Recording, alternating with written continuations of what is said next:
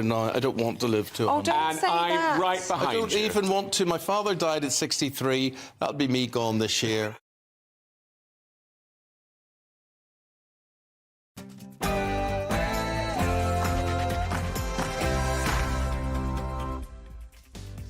A very good afternoon to you. It's 3 p.m. and welcome to the Martin Daubney Show on GB News, broadcasting live from the heart of Westminster, all across the UK.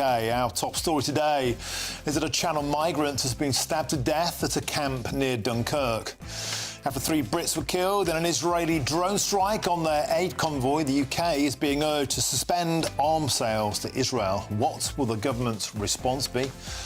And we'll cross live to the school where a Muslim teacher branded westernised girls lunatics and suggested Islam was going to take over. And you don't want to miss this because later in the show I'll be joined by that man, Lee Anderson. I can't wait to hear what he's got to say about the war of words between Reform UK and the Conservatives. Plus, he's spent plenty of time in those Calais camps. That's all coming up in your next hour.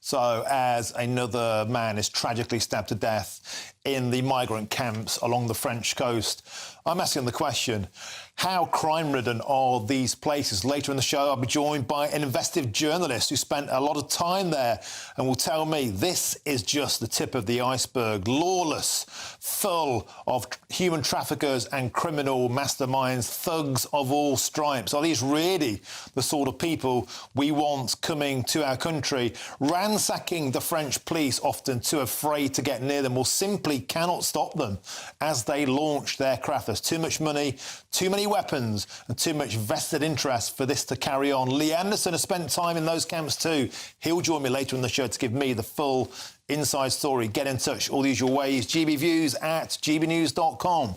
But first, let's kick off the show. It's time for your news headlines with Sam Francis.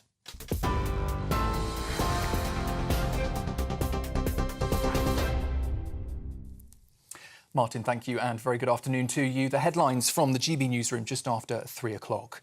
The family of British aid worker John Chapman, who was killed by an Israeli airstrike in Gaza, says he will forever be a hero and that he died trying to help people. The bodies of Mr Chapman, along with James Henderson and James Kirby, are now being transported out of Gaza. Those 3 British nationals died when their convoy was hit as they were delivering vital food supplies in the region. They were part of a group of 7 aid workers from the World Central Kitchen NGO. Foreign Secretary Lord David Cameron says there must be more to be done to ensure the safe passage of aid into Gaza. I welcome what the Israeli Foreign Minister said yesterday to me about a full, urgent and transparent inquiry into how this dreadful event was allowed to happen, and we want to see that happen very, very quickly. I also welcome the fact that he spoke about much more aid getting into Gaza, up to 500 trucks a day. That is essential. We've been promised these things before, and this really needs to happen. Well, there are growing international calls to hold Israel to account for the deaths of those 7 aid workers. Here in the UK, the leader of the Liberal Democrats, Sir Ed Davey, says the government should suspend the supply of arms.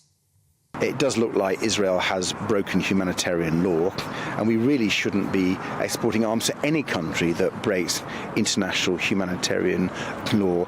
And the Democrats have been calling for a long time for immediate bilateral ceasefire.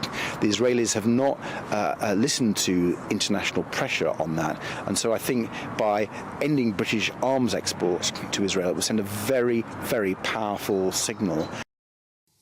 Well, to Finland now, where police say a 12-year-old boy suspected of carrying out a shooting at a primary school yesterday had been bullied, which officers are treating as the motive. Another student, also aged 12, died in that shooting, which happened in a suburb of the capital, Helsinki. 2 girls of the same age were also seriously hurt.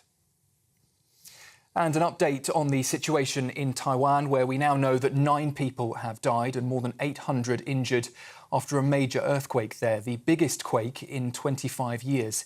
For those watching on television, this was the moment that the quake hit the east coast.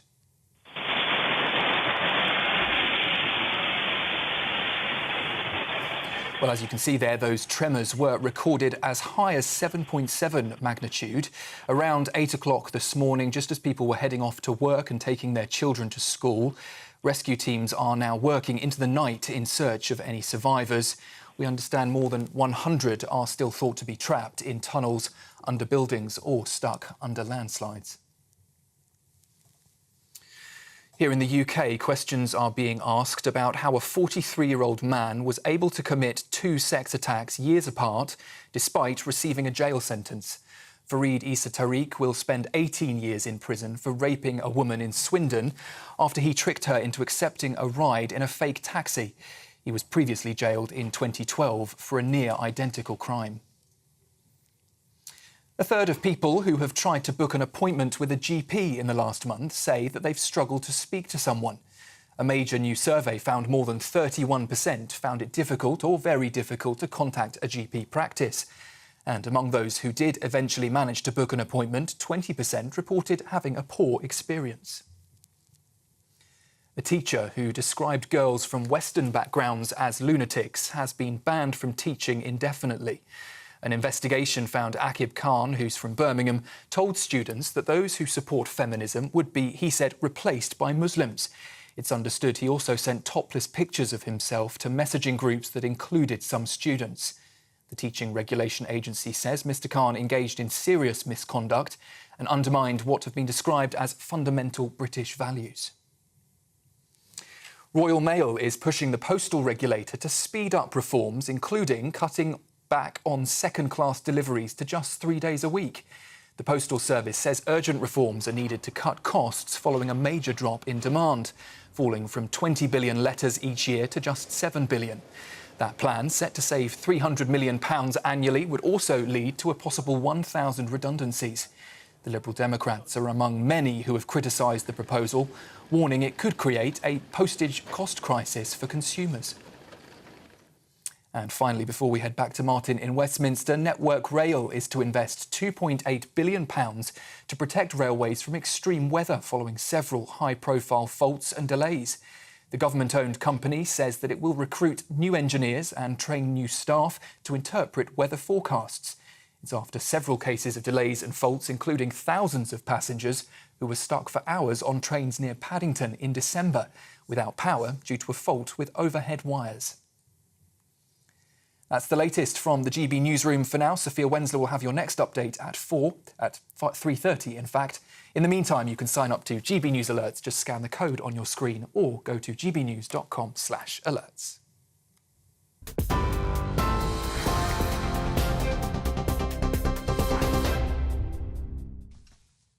Thank you, Sam. Now we start with the news that a Channel migrant has been stabbed to death at a camp near Dunkirk in France.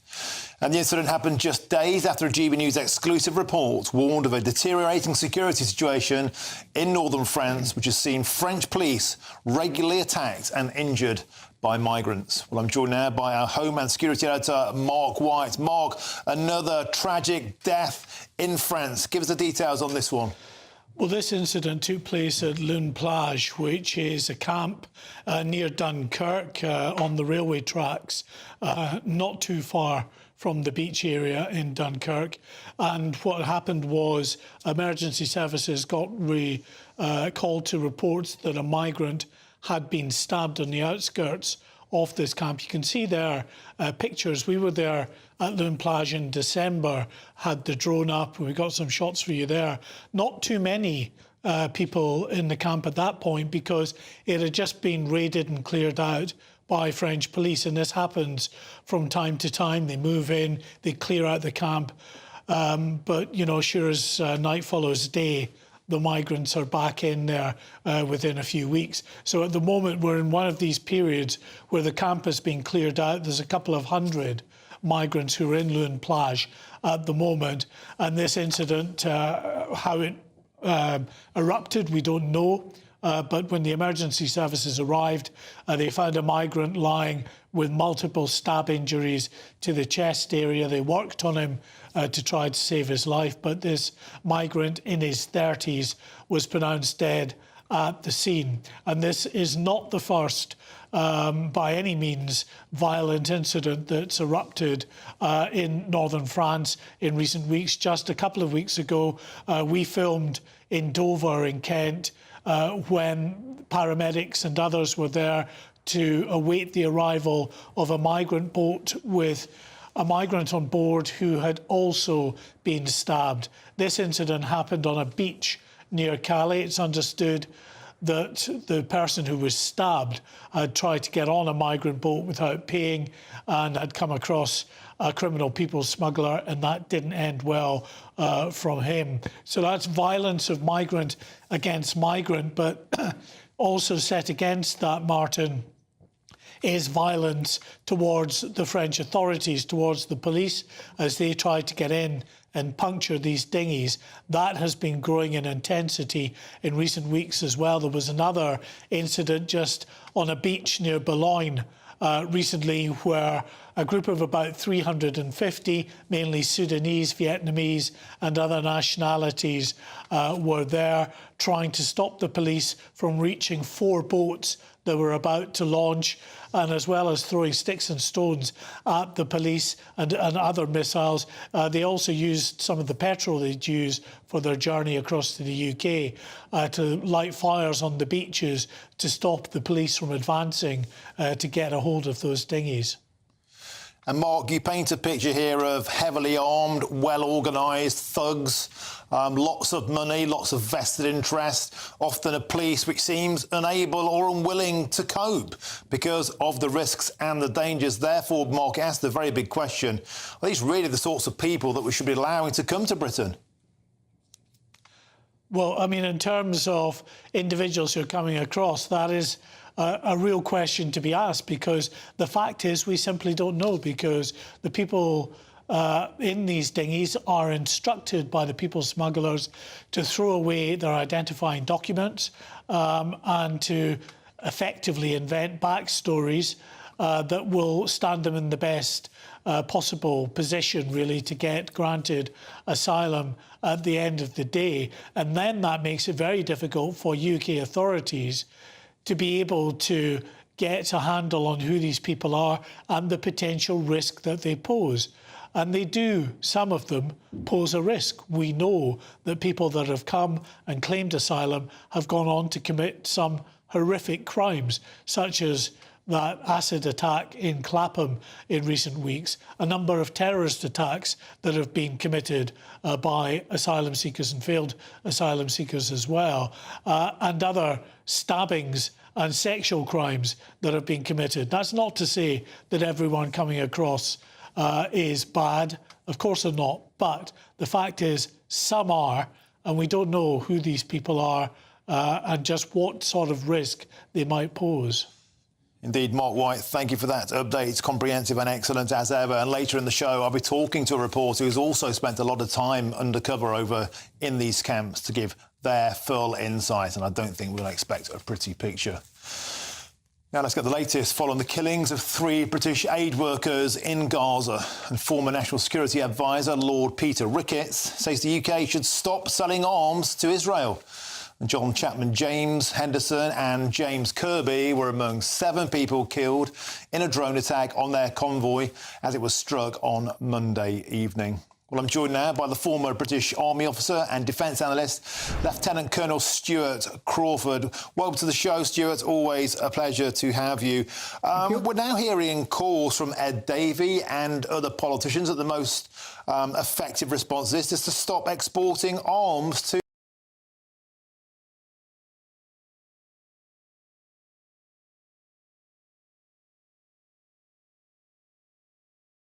Britain exports to Israel in terms of arms, but we don't send them aircraft because the Americans do that. We don't send them tanks because they build their own. I suspect they make all their own ammunition, although I'm not absolutely sure.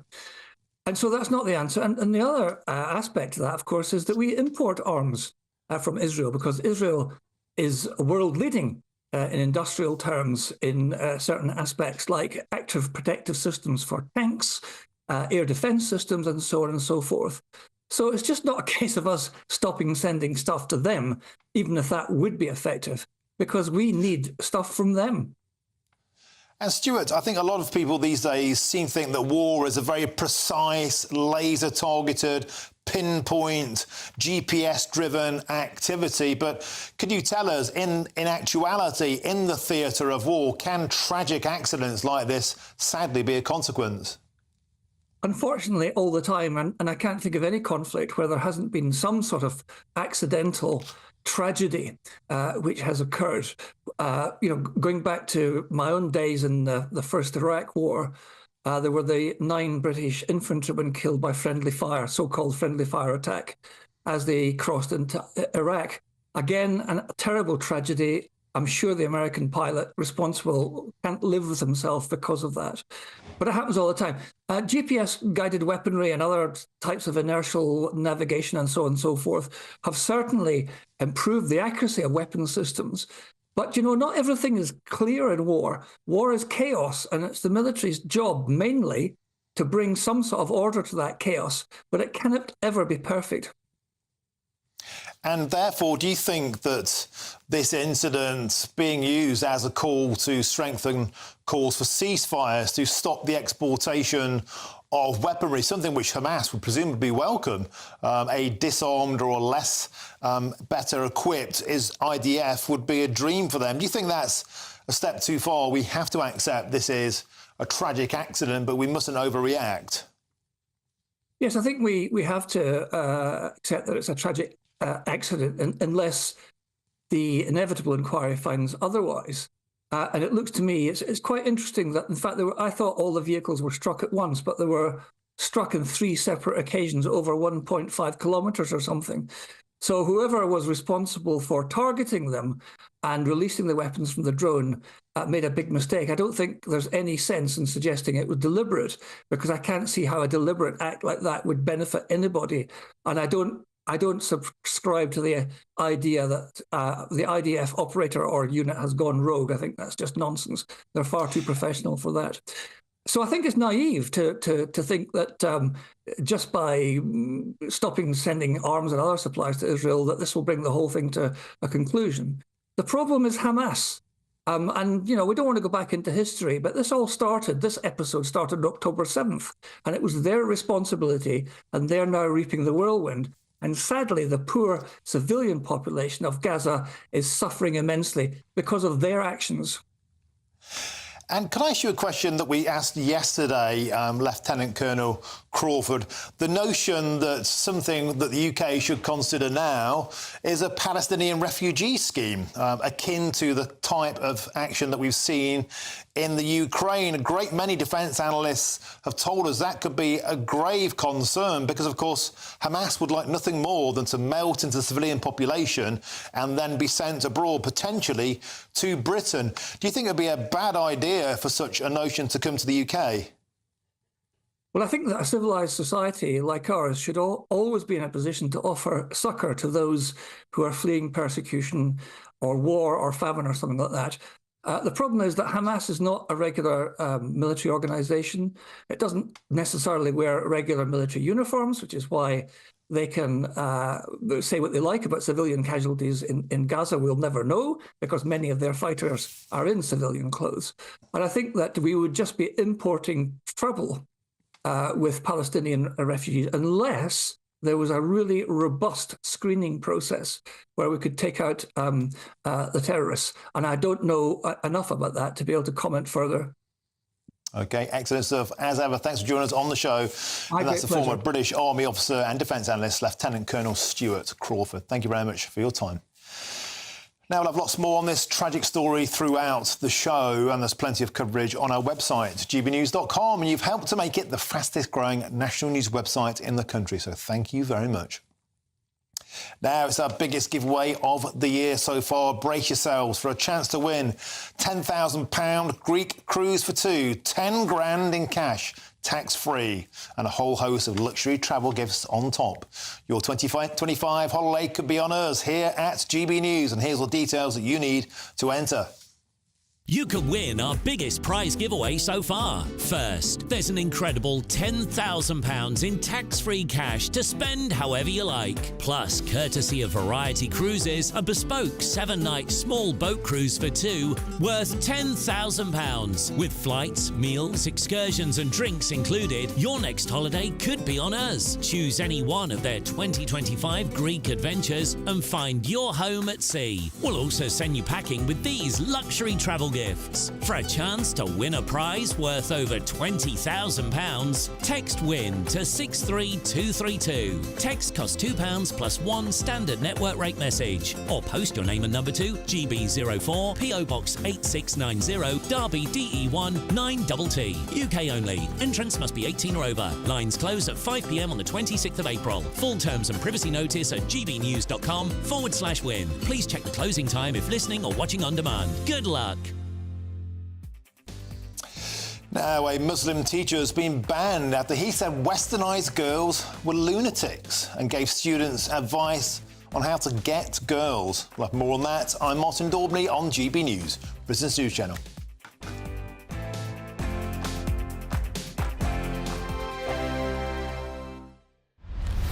Farage, Monday to Thursday from 7 p.m.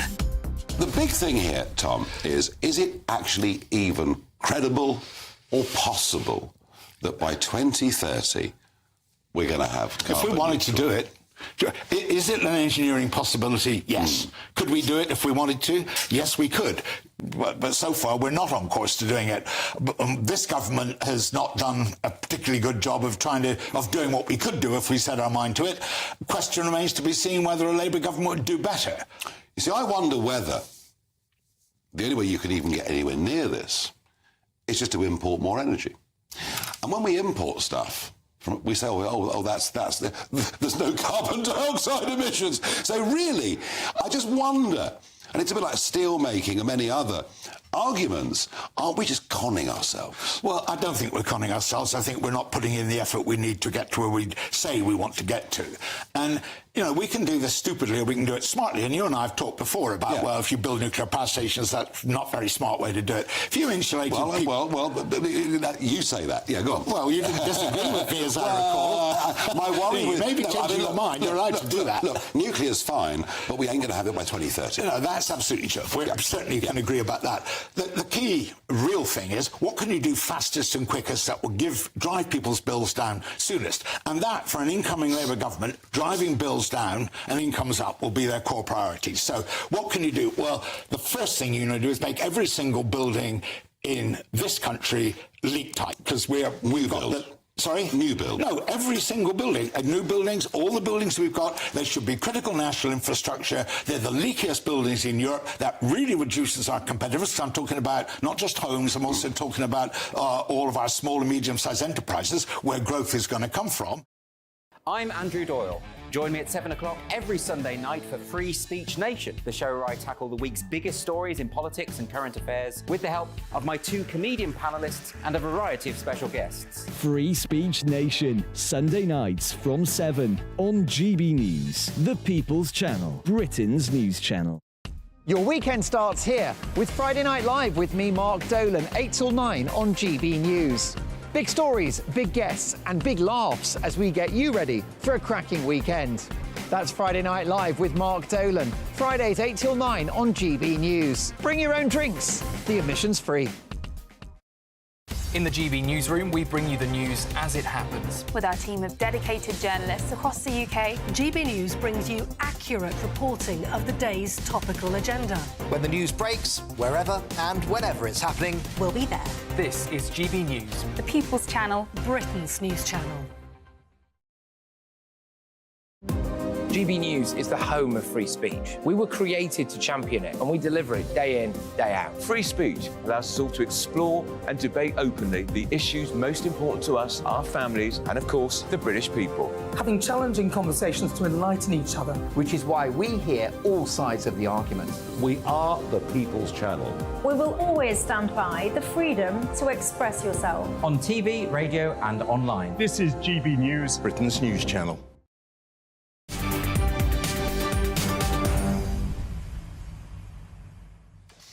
Welcome back. It's 3:24. I'm Martin Daubney and this is GB News. Now, later in the show, I'll look at why net zero is such a controversial issue in the Tory party, and yet it's in their manifesto. Before that, a teacher who branded westernised girls lunatics and suggested Islam was going to take over the UK has been banned from teaching indefinitely. A panel found that Akib Khan had undermined fundamental British values of individual liberty and mutual respect. Well, Khan taught at Harborne Academy in Birmingham, and we can cross there now and speak to our West Midlands reporter, Jack Carson. Jack, welcome to the show. Akib Khan struck off indefinitely. An absolutely horrendous tale. Tell us about it. Yeah, so really shocking stuff coming out from Harborne Academy in this decision by the Teaching Regulations Agency, whose panel, as you were mentioning there, Martin, banned Akib Khan from teaching indefinitely for, well, they say unacceptable professional conduct and conduct which may well bring the teaching profession into disrepute. They do say that he undermined fundamental British values. Let's just take a look at some of the things that the panel heard that he had done.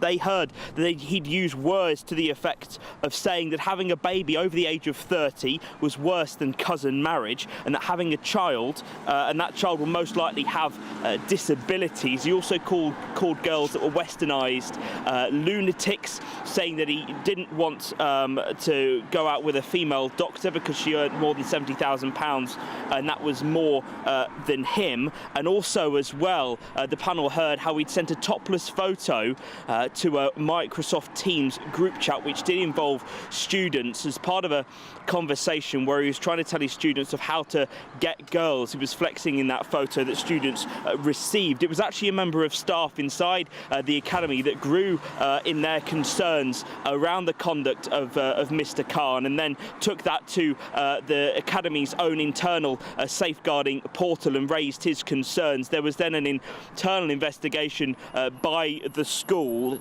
where they'd found suggestions of inappropriate religious views, as well as, they say, harmful comments about dating and about relationships. Some of those other views including how the likes of the UK, France and Germany would become like Birmingham in terms of the growing Muslim population. And actually really interesting to hear around the actual panel itself and the hearing and some of the proceedings. Now, Mr. Khan's representatives had put to the panel to consider whether it's proportionate to include things like the likes of workload and, of course, the stressful position that he was in. He had joined the school in December 2020, of course, during the pandemic, and these comments were investigated from May 2021 to March 2023. But the panel found that there was no evidence to suggest that Mr. Khan was acting under any kind of duress, and that, in fact, the panel found his actions to be calculated and motivated. So he has been banned by the Teaching Regulations Agency indefinitely. He can appeal that decision at the earliest at the High Court in March 2026. And Jack, he also criticised feminism and what it's done to modern Britain. He also criticised British women for using abortion. And isn't it interesting, Jack, how the kind of things that he was talking about how Muslims will be a greater number in the future than white people, that's normally a right-wing conspiracy theory. And yet this is precisely what he was saying in classrooms, unfettered. And Jack, there must be a feeling locally that justice has been served here. Certainly, in terms of course, the views that this man was presenting to his students, certainly I should think some relief that, of course, he has been struck off the books and off the record. But, of course, there are those questions, Martin, aren't there, that for almost 2 years these comments were being made towards his students, and these likes of these images that, of course, the panel heard was sent on Microsoft Teams on how to get girls. So this went on for almost 2 years. We have asked Harborne Academy for a comment and have received nothing so far today in terms of a statement on, of course, the conduct of Akib Khan, the former English teacher here. But, of course, those questions would like to probably be answered by parents as to how it took a member of staff and their own concerns, of course, to raise this before an internal investigation was launched. OK, thank you very much, Jack Carson, for that superb report. And what's going on in Birmingham? You know, 10 years ago, I covered the Trojan horse scandal. For those who aren't aware of that, that was a story about a number of academies, 6 academies indeed, in the Birmingham area, including Parkview Academy, that had been infiltrated by radical preachers, teachers teaching radical Islam views. There was like morality police in the playground. I sent a reporter to there, and people were living in fear. A teacher was excommunicated, left the profession who blew the whistle on this. The authorities were simply too afraid to listen to him. They pensioned him off, tried to tuck him up, but I got to him, told his story. Those schools were eventually closed down. It makes you wonder the question, how much of this is going on in British classrooms? How many of these incidents do we actually find about? How will we ever know the truth? But certainly, the tawdry case of this individual, Aqib Khan, is one we should certainly be very, very aware of. Now, there's lots more still to come between now and 4 o'clock, and find out why Veterans Minister Johnny Mercer has been warned that he could be sent to prison. The deadline for that is 4 p.m, round about in half an hour's time. Plus, soon, we'll be joined in the studio by Lee Anderson. His first interview since that war of words has broken out between Reform and the Tory party. You will not want to miss that one. But first, let's kick off with your news headlines, and it's Sophia Wensler.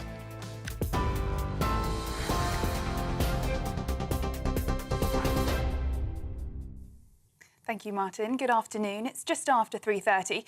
Your headlines from the GB newsroom. The family of British aid worker John Chapman, who was killed by an Israeli airstrike in Gaza, says he will forever be a hero and that he died trying to help people. The bodies of Mr. Chapman, along with James Henderson and James Kirby, are now being transported out of Gaza. The 3 British nationals died when their convoy was hit as they were delivering vital food supplies. They were part of a group of 7 aid workers from the World Central Kitchen NGO. Police in Finland say a 12-year-old boy suspected of carrying out a shooting at a school yesterday had been bullied, which officers are treating as the motive. Another student, also aged 12, died in the shooting, which happened in a suburb of the capital Helsinki. 2 girls of the same age were also seriously hurt. Questions are being asked about how a 43-year-old man was able to commit 2 sex attacks years apart, despite receiving a jail sentence. Fareed Isa Tariq will spend 18 years in prison for raping a woman in Swindon after he tricked her into accepting a ride in a fake taxi. He was previously jailed in 2012 for a near-identical crime. A third of people who have tried to book an appointment with a GP in the last month say they've struggled to speak to someone. A major new survey found more than 31% found it difficult or very difficult to contact a GP practice. And among those who eventually did book an appointment, 20% reported having a poor experience. And a religious charity is warning the Scottish Government against banning conversion therapy for LGBT people. The Christian Institute says the proposal is too broad and risks punishing what is called harmless behaviour. But the Scottish Government has rejected the claim, saying the proposed law would only apply where there's a clear intention to suppress someone's sexuality. A survey found that 7% of LGBT people in Scotland have been subjected to or offered conversion therapies. And for the latest stories, sign up to GB News Alerts by scanning the QR code on your screen or go to gbnews.com/alerts.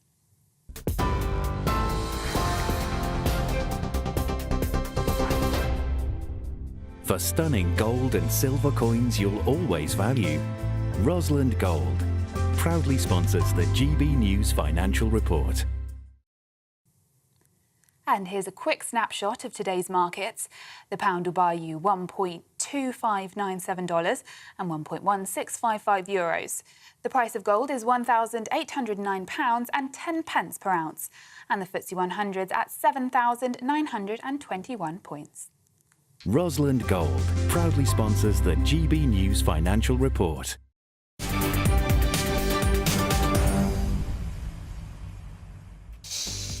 Thank you, Sophia. Now, the Royal Mail is investigating problems with new barcoded stamps. It's a problem that was first reported by GB News in January, and they still haven't stamped it out. I'm Martin Daubney on GB News, Britain's news channel.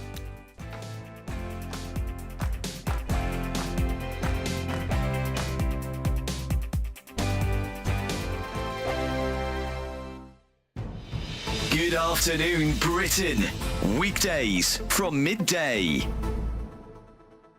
When I was president of the Durham Union, back in 2016-17, I was hosting a debate, which was the question: this House sees China as a threat to the West. Now, it wasn't saying that that's what we believed. That was a question. Up for debate. On one side, we had the former Foreign Secretary, Sir Malcolm Rifkind. On the other side, we invited a woman by the name of Anastasia Lin. Now, she's someone who's been expelled from China for her human rights activism. She's a former Miss World contestant who's a great speaker. But we started getting loads of complaints into my inbox from Chinese students at Durham University, and they started to say, why are you hosting this debate? Why have you invited Anastasia Lin? She is banned from China. You can't host this woman. You can't host her. You can't have her Were they copy in your and paste debate. jobs? They were all very, very similar. And we were sort of thinking, well, this is a union that is hundreds of years old, founded on the principles of free speech. We're not going to listen because some students are upset. And then it got to the point where I was pulled out of a tutorial that I was in, told to go to the union office and take a phone call from the Chinese embassy. And so I was taking a phone call here from diplomats in the Chinese embassy saying, you have to cancel this debate. You have to cancel this debate. Crazy. At one point, they even threatened the UK's trade terms with China. I think they thought that I was perhaps a representative of the British state. I wasn't. I was a student. But I ignored them and I said, no, we're going to host this debate. We hosted the debate. It was a massive success. We heard strong arguments on either side. And frankly... Do you know what it's a good thing that you were there to make sure that your university and its union upheld the values of Britain and our liberal democracy. The latest GB News travel.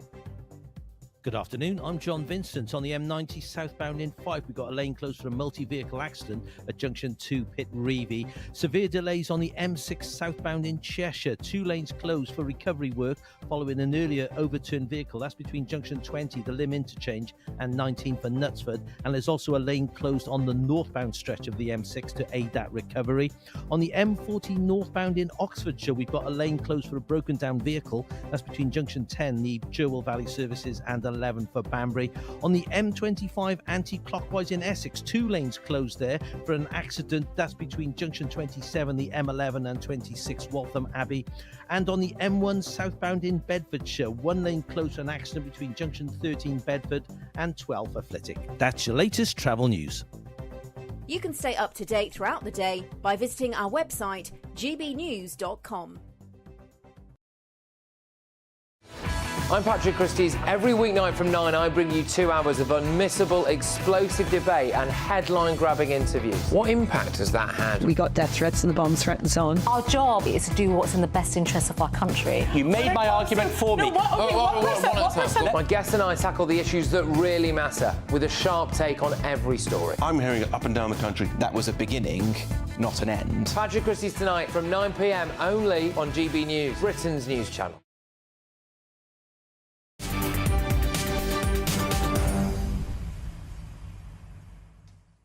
Welcome back. It's almost 3:38. I'm Martin Daubney and this is GB News. Now, don't forget, later in the show, I'll be joined by the Reform Rottweiler, the MP Lee Anderson, and I promise you, he will not be pulling his punches on the war of words with the Conservatives, plus the latest in the refugee camps in Calais. That man has been there. He's got a few choice tales to tell me. I'll tell you that much for free. Now, to a major development and a story that GB News first broke in January. And the Royal Mail is investigating problems with new barcoded stamps. And a GB News investigation found that people are being fined £5 to receive their post because the Royal Mail says the stamps that have been bought at post offices are fake. Well, I'm joined in our Westminster studio now by GB News' digital finance editor, Jessica Sheldon, who broke the story earlier this year. Welcome to the studio, Jessica. How on earth can this happen? These are legitimate stamps being bought by people in good faith from recognised outlets, not moody things down a car boot sale, and yet they're moody. How can it happen? Absolutely. It's something of a mystery, which hopefully, now Royal Mail says they'll investigate, we'll have some more answers to. A GB News investigation earlier this year found that people were buying these stamps from places like post office and shops with post office in them, so really reputable, and they were sending off these stamps to their loved ones, but instead of the envelope arriving, they would get a note saying, you know, you need to pay £5. Now, we've seen some which look slightly different to what we know are genuine stamps, but we've also broken a story today about people who have sent stamps and one of them has been deemed counterfeit, and two others in the pack of stamps have been fine and got through fine. And you can see them on screen there, Jessica. I mean, there's no discernible difference to the naked eye, and obviously not even to the people who are selling them at post office counters or wherever they're being passed on. So the mystery deepens. Who's printing them? How can they get in the mix? Is it the printer's barcode are blurred and they're just dodgily printed? And, how did you find out about the story in the first place? Yeah, we found out because a lot of GB News readers and viewers wrote into us. We've got an email address, which is money@gbnews.uk, and we're really keen on anyone who's been affected to get in touch with us still. We've heard different stories. Some look counterfeit, whereas others are very similar looking to the others in the pack, but one's being deemed counterfeit and the others aren't. Within the same book. Mm-hmm. So then it really starts to ask the question, you know, could this be an inside job? I mean, I just don't understand how the same book from the same printer in the same batch as ones that are legit and the ones that aren't legit are being passed off. I don't understand the story. Yeah, we definitely need some answers from Royal Mail.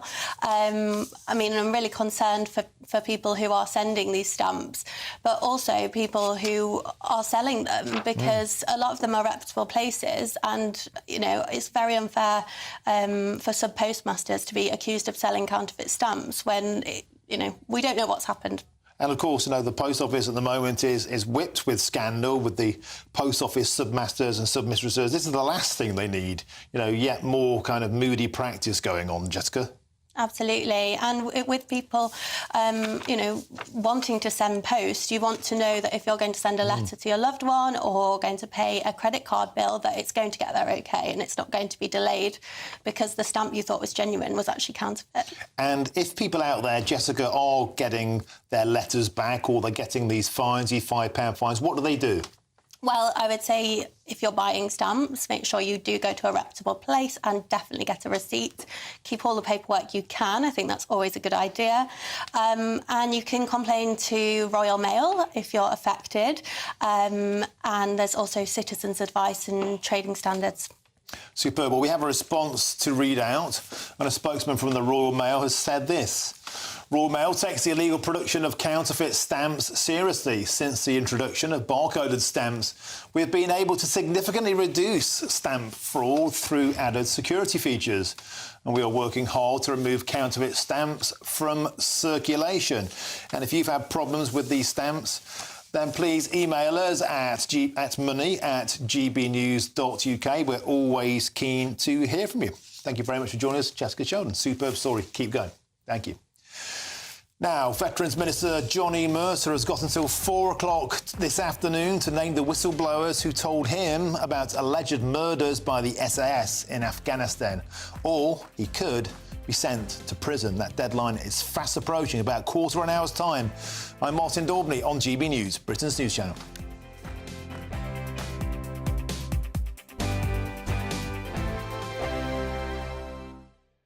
Hello there, good afternoon. Welcome to your latest GB News weather update. Well, further persistent rain is to come for northeastern areas, but further south has turned much drier through the day. But in the southwest, we'll see the next batch of rain arrive through this evening and overnight. That's as this weather front arrives from the southwest. But this weather front up to the northeast, that's what's been bringing this persistent rain to parts of eastern Scotland, northeastern England as well in particular. There's been quite a cold wind as well, so it's been quite a miserable feeling day. And that we're going to stay with that wet weather through much of the night. Across Across western Scotland, though, it's a very different story, much drier. Here we could see a touch of frost overnight. Further south, though, we're going to see bands of rain, so showery outbreaks of rain are likely for most areas overnight tonight. But it's in the southwest where we'll see the heaviest rain tomorrow morning. This area will push into parts of Wales, the Midlands, and then into the southeast throughout the first few hours of Thursday. So expect some tricky driving conditions if you are travelling Thursday morning. But once it does clear out the way, there'll be a mix of showers around for many areas of England and Wales. But further north, it's going to be a considerably drier day than it has been lately. So a bit of respite on the way, and we'll start to feel a little bit warmer in any of that sunshine that we do see. However, on Thursday night, the next batch of rain will arrive from the southwest. This will bump into cold air across Scotland, and that will fall as snow over the Grampians and the Highlands. But once it does clear out the way, it will turn considerably milder, but also significantly more windy. So it will be a windy weekend, but we could see temperatures climbing above 20 degrees for the first time this year. Join me, Camilla Tominey, every Sunday at 9:30 when I'll be interviewing the key players in British politics and taking them to task. This report basically says that he's not fit to stand trial. With an upcoming election looming over Westminster, now is the time for clear, honest answers. I agree. And that's precisely what I'll get. Is he indecisive? Incompetent? That's the Camilla Tominey Show at 9:30 every Sunday on GB News, the People's Channel, Britain's election channel. I'm Michelle Dewberry, and I'm not here to tell you what to think. I'd much rather hear what you have to say. So send in your opinions to gbviews@gbnews.com. Keep them clean, and you never know, I might read them out. With my panel here on Jubes & Co, we debate, we get stuck into the issues of the day on a show where all views are welcome, especially yours. GB News, the People's Channel, Britain's news channel. 2024, a battleground year. The year the nation decides. As the parties gear up their campaigns for the next general election. Who will be left standing when the British people make one of the biggest decisions of their lives? Who will rise? And who will fall? Let's find out together. For every moment, the highs, the lows, the twists and turns. We'll be with you for every step of this journey. In 2024, GB News is Britain's election channel. Earlier on breakfast, these cars were spread out over 1.6 miles. Each was individually hit. Aid workers are supposed to be protected. They should not be targeted. Israel now has to answer questions as to how this unimaginable circumstance could have happened. This law, Hamza Youssef himself has said there is such a high benchmark for it actually to get to court that the Police Scotland now have said, well, look, we don't actually have the guidelines. They behave badly, they drink booze, they get drunk, they don't appreciate the culture. They should be more grateful. Basically, the Brits put Tenerife on the map. From 6, it's breakfast on GB News.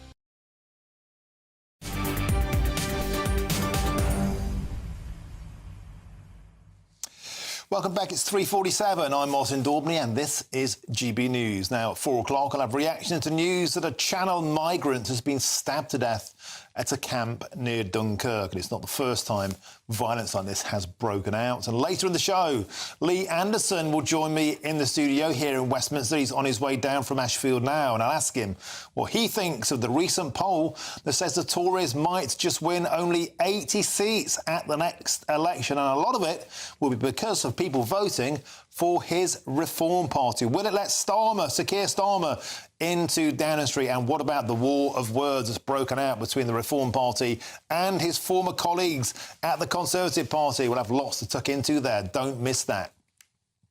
Now, could a government minister really be sent to prison? Well, Veterans Minister Johnny Mercer has got until 4 o'clock today, that's around about 11, 12 minutes' time, to name the whistleblowers who told him about alleged murders by the SAS in Afghanistan. And he's already said that he won't do that. And the chairman of the Afghanistan inquiry said last month that Mercer, for that, could indeed be jailed. Well, joining me now is former Army officer Patrick Benham-Crosswell. Welcome to the show, Patrick. A hugely significant moment, round about 12, 13 minutes' time, Patrick. The incredible prospect that Johnny Mercer could be facing jail if he doesn't name those soldiers. Do you think that might happen? Do you think that he even should be facing this in the first place?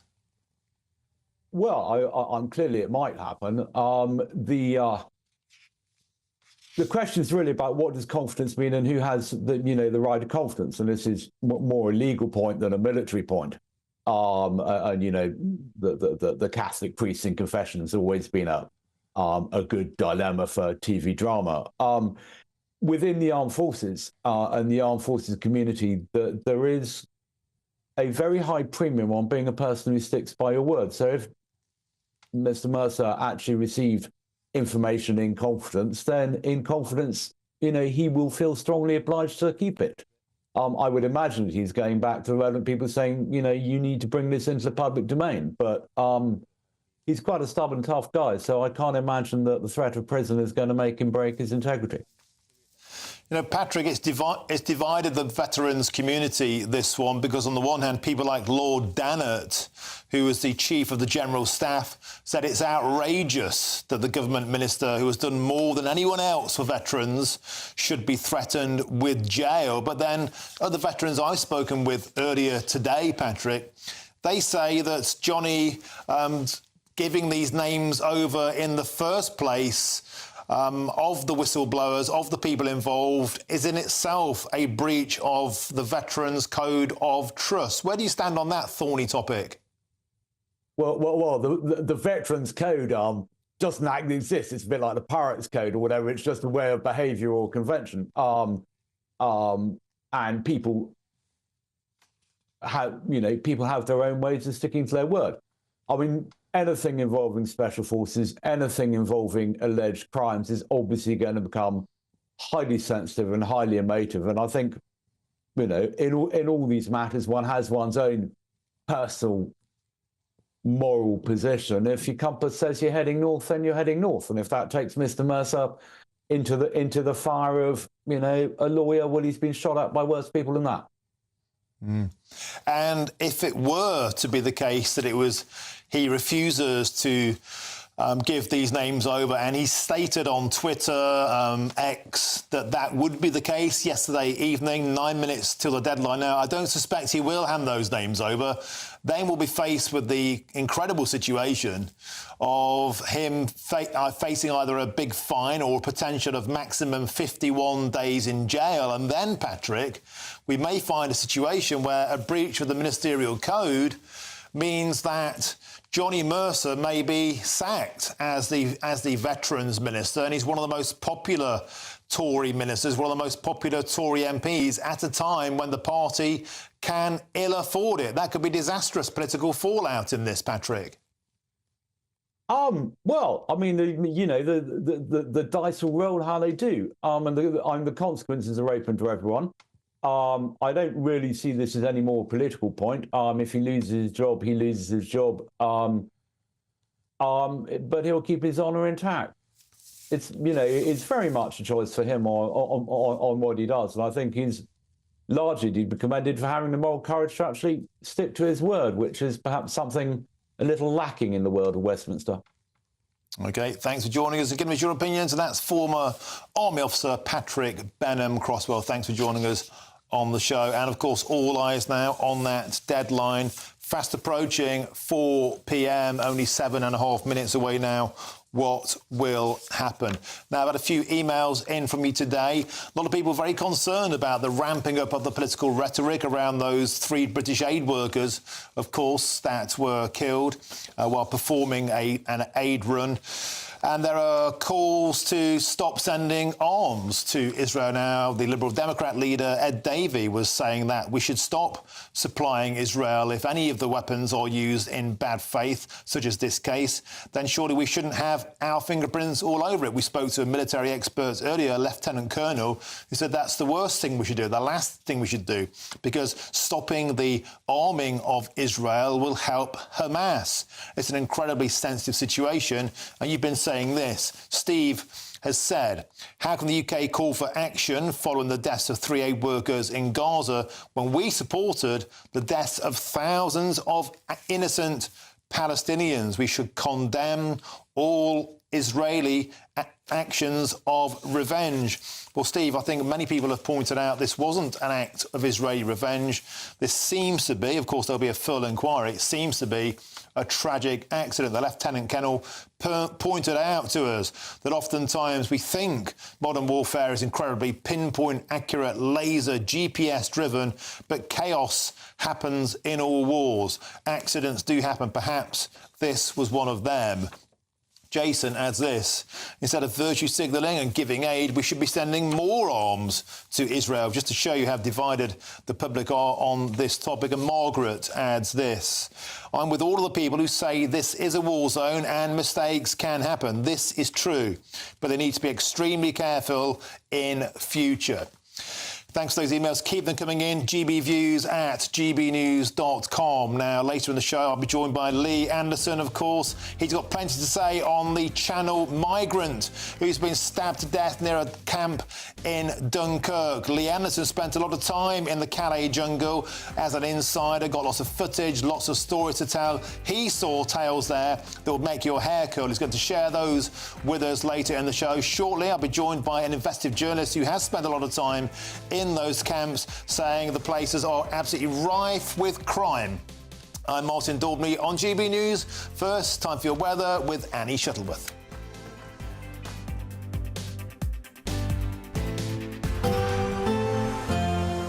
A brighter outlook with Box Solar, sponsors of weather on GB News. Hello there, good afternoon. Welcome to your latest GB News weather update. Well, further persistent rain is to come for northeastern areas, but further south has turned much drier through the day. But in the southwest, we'll see the next batch of rain arrive through this evening and overnight. That's as this weather front arrives from the southwest. But this weather front up to the northeast, that's what's been bringing this persistent rain to parts of eastern Scotland, northeastern England as well in particular. There's been quite a cold wind as well, so it's been quite a miserable feeling day. And that we're going to stay with that wet weather through much of the night. Across western Scotland, though, it's a very different story, much drier. Here we could see a touch of frost overnight.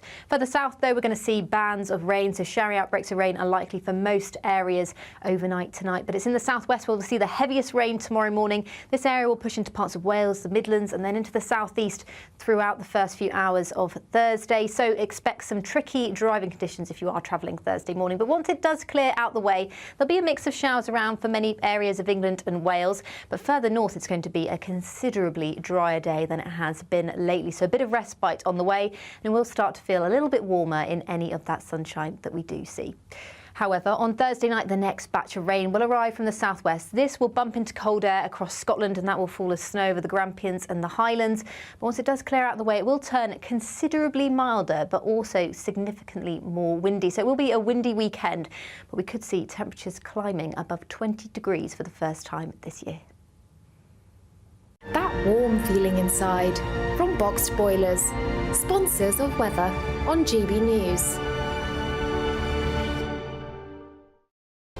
With thanks to Variety Cruises, a family company sailing since 1942, you have the chance to win a £10,000 7-night small boat cruise for two. With flights, meals, excursions and drinks included, you'll be able to choose from any one of their 2025 Greek adventures and explore Greece like never before. Plus, you'll also win £10,000 in tax-free cash to make your summer sizzle. And we'll pack you off with these luxury travel gifts. For a chance to win a prize worth over £20,000, text prize to 63232. Text costs £2 plus one standard network rate message. Or post your name and number to GB04 PO Box 8690 Derby DE1 9TT. UK only. Entrance must be 18 or over. Lines close at 5 p.m. on the 26th of April. Full terms and privacy notice at gbnews.com/win. Please check the closing time if listening or watching on demand. Good luck. The latest GB News travel. Good afternoon, I'm John Vincent. Queues on the M90 southbound in Fife. There's a lane closed for a multi-vehicle accident at Junction 2, Pitt-Reevy. But also seeing the usual congestion on the M90 northbound up towards Junction 12, the Broxton roundabout.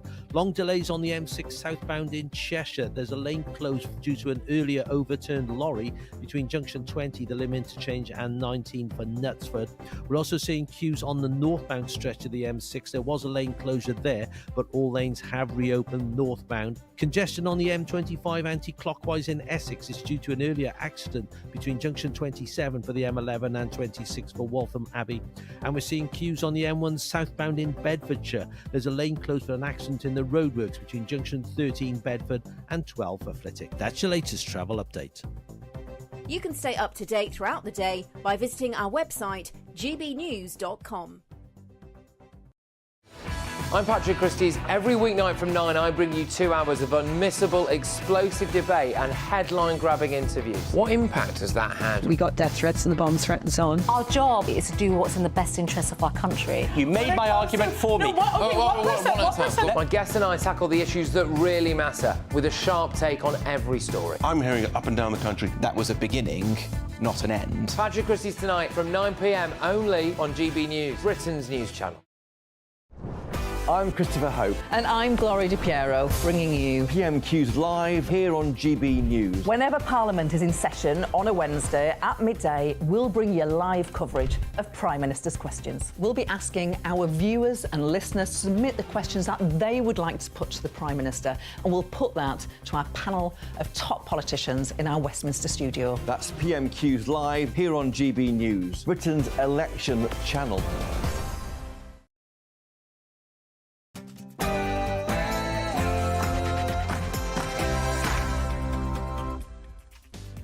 Good afternoon, it's 4 p.m. and welcome to the Martin Daubney Show on GB News, broadcasting live from the heart of Westminster, all across the UK.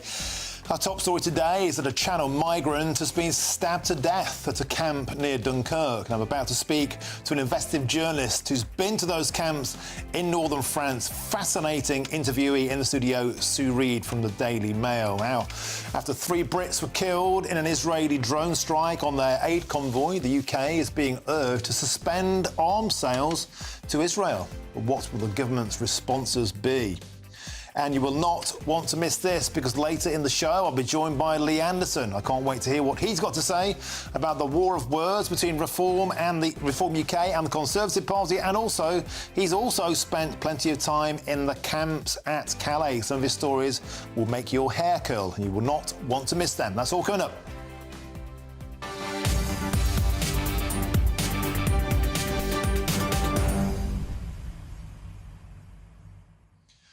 Welcome to the show. It's always a joy to have your company. So another tragic murder, a stabbing in the Dunkirk camp. And it seems to me these places are a rift with crime. Gangs taking over, smuggling gangs, human traffickers, heavily armed, very, very heavily wongered up. Lots and lots of money in this. Stories of them overrunning the French police. Simply cannot stop them launching craft. As the French police attempt to stab those dinghies, they are simply outnumbered and forced away. Tales of attempted asylum seekers getting on boats without paying, and then mayhem breaks out mid-channel. It's a scene of chaos. It's a scene of carnage. Are these really the kinds of people we want to be coming to Britain? Get in touch all the usual ways. gbviews@gbnews.com. But first, it's time for your latest news headlines with Sophia Wensler.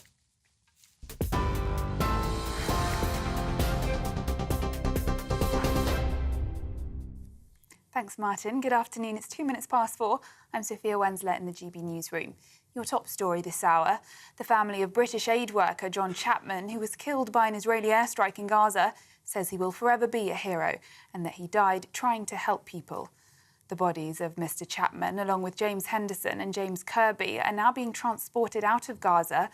The 3 British nationals died when their convoy was hit as they were delivering vital food supplies. They were part of a group of 7 aid workers from the World Central Kitchen NGO. Foreign Secretary Lord Cameron says more must be done to ensure the safe passage of aid into Gaza.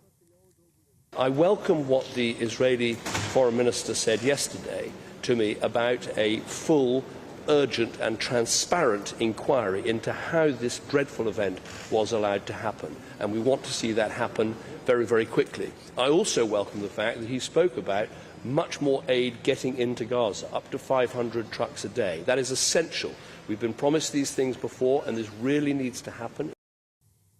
A new poll suggests Labour could sweep to victory with more than 400 seats at the next election, leaving the Tories with just 155. YouGov is predicting a landslide for Sir Keir Starmer, with the Conservatives projected to win even less seats than a previous poll conducted in January. The survey of 18,000 people predicts a majority of 154 for Labour, almost double what the Conservatives achieved with Boris Johnson in 2019. In other news, police in Finland say a 12-year-old boy suspected of carrying out a shooting at a school yesterday had been bullied, which officers are treating as the motive. Another student, also aged 12, died in the shooting, which happened in a suburb of the capital, Helsinki. 2 girls of the same age were also seriously hurt. And an update on the situation in Taiwan. 9 people are now known to have died and more than 800 injured after a major earthquake there. It's the biggest quake there in 25 years. This was the moment it hit the east coast.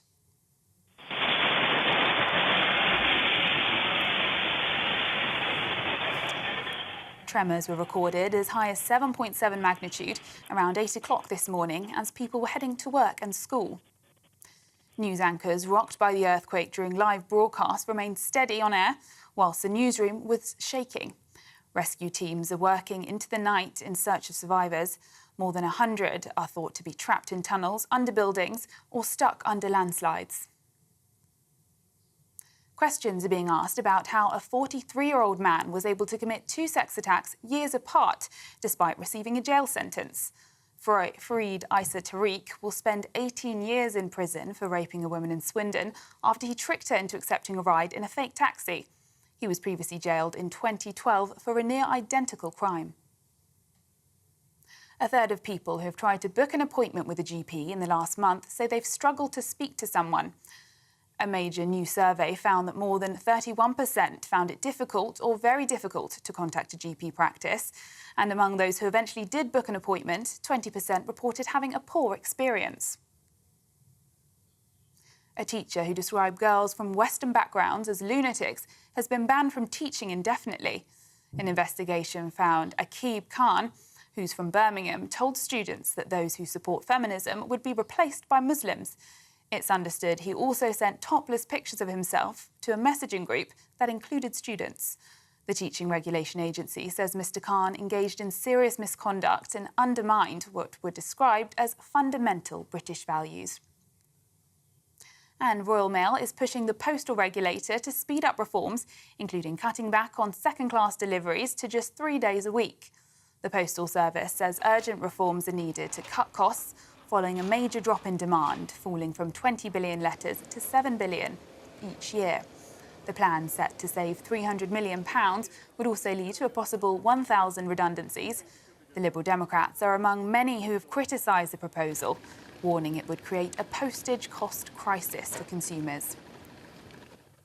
A religious charity is warning the Scottish Government against banning conversion therapy for LGBT people. The Christian Institute says the proposal is too broad and risks punishing what it calls harmless behaviour. But the Scottish Government has rejected the claim, saying the proposed law would only apply when there's a clear intention to suppress someone's sexuality.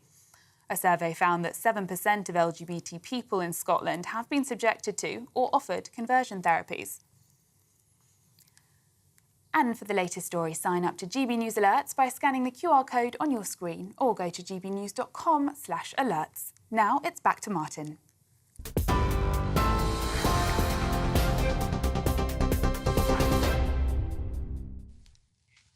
Thank you, Sophia. Now we start with the news that a Channel migrant has been stabbed to death at a camp near Dunkirk in France. And the incident happened just days after a GB News exclusive report warned of a deteriorating security situation in northern France, which has seen French police regularly attacked and injured by migrants. Well, I'm joined now by our Home and Security Editor, Mark White. Mark, you've been covering these situations for a long time. You've been over there many times. I'm supposing, Mark, this tragedy as no surprise whatsoever to you.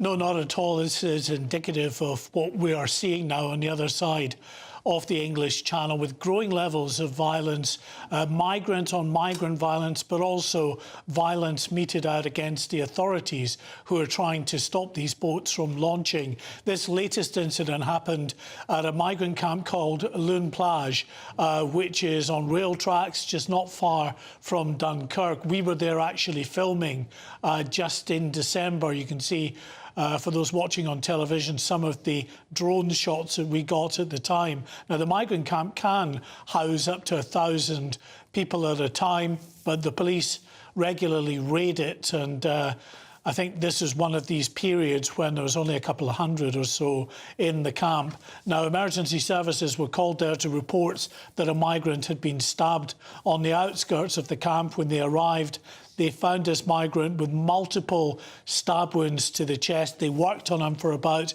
an hour, but were unable to save his life. And it's just one, as I say, of a number of violent incidents right down that northern coast. Further down in Calais, another incident just a fortnight ago where a migrant was stabbed as he tried to board a boat to take him offshore. It appears, from what we can gather from our sources, to have been a dispute with a migrant who had no money for the trip but tried to force his way onto the boat, came up against a people smuggler, and it didn't end well for that particular migrant. The ambulance, as you can see in the pictures there, was waiting for him at Dover to take that migrant to hospital in Kent when he arrived. And as I say, not just migrant-on-migrant violence that's increasing. They're also turning their attention to the French authorities as they try to reach the dinghies and to puncture them before they can launch.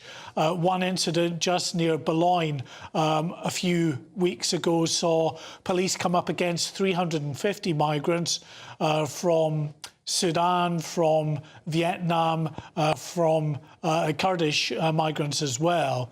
And as the police tried to reach 4 boats to puncture them, they were pelted with stones and sticks and other missiles. The migrants used some of the petrol that they used to power the engines across the English Channel to create a line down the beach to stop the police getting beyond that, set it on fire to stop them getting to the boats. A number of police officers were injured in that particular incident. So it's getting worse on the other side of the Channel for sure.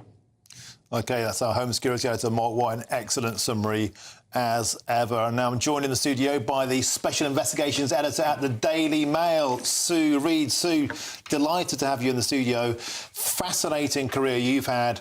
20 years you've been covering the illegal migration trade into Britain. And during Mark White's report there, you had a look on your face of, yeah, I've heard all this before, I've seen all this before. Sue, how predictable is this latest fatality? Very, very predictable. Well, you have to realise that every migrant is like a bar of gold to the gangs. And it's money that is fueling it. They also wind the migrants up into a frenzy. They're like lemmings. By the time they're exhausted, they bring them in batches to the camps to await the boat they're going to go on. And they're in an hysterical state. I mean, you have to be hysterical to put your baby on a boat. You can't be in your right mind for a mother to do that. And Sue, can you give us a flavour of the atmosphere in the camps, the danger, the violence? What are the kind of most chaotic scenes that you've witnessed over the years? Well, I am scrupulously careful, and I've been also very lucky. I tend to interview migrants outside the camp when they're in groups of 1 or 2, and that means you can interview them. They're more relaxed, they're able to talk, you can get their confidence and you can get real stories. But I have made a mistake, and I made the mistake about 3 years ago. I was in a car park near a migrant camp, and it was surrounded by offices, French offices, and the French went home at 5. Myself and the photographer, Kerry Davis, didn't realise quite that was happening. We were left as one car in the car park when the migrants came past. They spotted us and attacked the car. They tried to turn the car over. They tried to put their hands. They've successfully, the ringleader put his hand through the car window to try to get the car keys. And then when that didn't work, they were about to... And believe me, that migrant leader, who called himself the King of the Zulus, I believe he was from South Africa, obviously, he gave one whistle and we were surrounded by hundreds. One whistle, and they all became, even though they were different nationalities, part of the same mob. So they're easily whipped up as well. So it's an inflammatory situation where you've got hysterical migrants and you've got basically a mob of the gangs. So together it's very, very dangerous. Mark White was saying there, Sue, that he thinks it's getting worse. And you were nodding along to that. You've seen this over decades. Situation, it's sprawling along the coast, more people, Yes. and the danger is ramping up. Definitely, because the numbers and the money it's run like a military operation. I mean, I've been told that by the National Crime Agency, and I don't need to be told it by them to know it. It is meticulous because there's so much money involved. So they're marshalling migrants here, the gangs, they're controlling the gangs, and there will be a kingpin. You know, in some city far away in Erbil, or even in Paris, or in Brussels, who never goes anywhere near the beaches. It's like a Ponzi scheme, really. Yeah. With that in mind, there's such vested interest, such money, such demand, a never-ending string of demand of people who want to come here. People are already on their way, remember? Yeah. If we stop them now, they're already leaving. There's people leaving the Sudan now are going to reach the only place they want to get to, the French beaches, to get to the UK. They'll arrive in 2.5 years' time. And so, you see, they're on their way. If it's that organised, that lucrative, that desirable, how on earth do we ever break that chain? It sounds incredibly harsh, but I think if the EU change politically in the June elections, which I think it probably will, yes, I think they will put up, as the Greeks have done, holding camps all over Europe, the coasts of Europe, where people are assessed, just to see who is coming in, which would be a plus, as the Greeks have done, because we have no idea who is coming in. We don't know if they're genuine refugees or complete rogues. And that's a great point, Sue. And indeed, it was the Mail that broke the story that there are at least 19, at least that we know about, terrorists in the UK. Again, you have that look on your face where you think this is just... I'm so fascinated because you think this is the tip of the iceberg, don't you? Absolutely, the tip of the iceberg. I mean, there have been people who... There was one guy I've written about at length, and we've been to his home and talked to his wife, who murdered a little girl in Austria, a 13-year-old. I just can't remember his nationality, but I believe, I don't mean to malign the Iraqis, but I think he was, from memory, he was Iraqi or Syrian. And he came through he escaped from that murder, murdered the little girl, raped her, wrapped her up in a carpet, put her under a tree, ran away, came to Britain on a boat. This is only 2.5 years ago. Britain on a boat, was put up at the Ibis Hotel in Whitechapel, where the Austrians did the tracking. We deported him, and he's now back in Austria facing justice. But where did he run to? Of course he ran to the boats and into the UK because there are no checks. And is part of that the feeling that we are a soft touch, that they can make this journey and there's scant chance of deportation unless extraordinary, unusual circumstances such as that horrific one? That was because the Austrians were pulling the strings. Yeah. They said, we want him deported to face trial. It wasn't us saying he has to be deported. Do you think, Sue, it's going to be the lightning rod issue of the general election? Rishi Sunak clearly cannot stop the boats. Can anybody ever stop this? What needs to be done? I think not only will the EU, a new EU, if it becomes more populist, will set up holding camps around the coast. I think we are going to have to consider not going out and collecting these people. If there was no collection service, and that, believe me, is what it is, They call it a ticket when they buy it. They call it a ticket. They call the gangs agents as though you're going to the bus terminal. That is the terminology. And they expect to be collected. They ring the Coast Guard. The Coast Guard sends out Border Force or RNNI, and they're picking them up sometimes only 2 or 3 miles from the French coast in French waters. They may say they're not, but I have a tracking device and you can see them. Sue, do you think Britain's just become a laughing stock? So I think you have to stop the rescue service, because that's what it is, a rescue service. You know, I wish we could talk to you for another hour. Absolutely fascinating stuff. Please, will you come back? Yes. Please come back and talk to us again. Fantastic stuff. The Special Investigation Editor at the Daily Mail, Sue Reed. That was absolutely... I mean, it's just captivating and depressing in equal measure. But thank you for sharing your huge knowledge with us here at GB News. Thank you very much, Sue. Now, I've lots more on that story at 5 o'clock. And there's plenty of coverage on our website, gbnews.com, and you've helped to make it the fastest-growing national news website in the country. So thank you very much. Now, you may already have your holiday booked for this year, but what about next year? Well, you could win a bespoke Greek cruise for 2 in our brand-new giveaway. And not only that, but 10 grand in cash and a luxury travel gift package too. It's our biggest giveaway so far, and here's how you can win the lot of it. With thanks to Variety Cruises, a family company sailing since 1942, you have the chance to win a £10,000 7-night small boat cruise for 2. With flights, meals, excursions and drinks included, you'll be able to choose from any one of their 2025 Greek adventures and explore Greece like never before. Plus, you'll also win £10,000 in tax-free cash to make your summer sizzle. And we'll pack you off with these luxury travel gifts. For a chance to win a prize worth over £20,000, text WIN to 63232. Text costs £2 plus 1 standard network rate message. Or post your name and number to GB04 PO Box 8690 Derby DE1 9TT. UK only. Entrants must be 18 or over. Lines close at 5 p.m. on the 26th of April. Full terms and privacy notice at gbnews.com/win. Please check the closing time if listening or watching on demand. Good luck. The Israeli government is coming under increasing pressure after 3 British aid workers were killed by a drone attack in Gaza. The big question now is, what will the UK's government's reaction be? I'm Martin Daubney on GB News, Britain's news channel. Yes.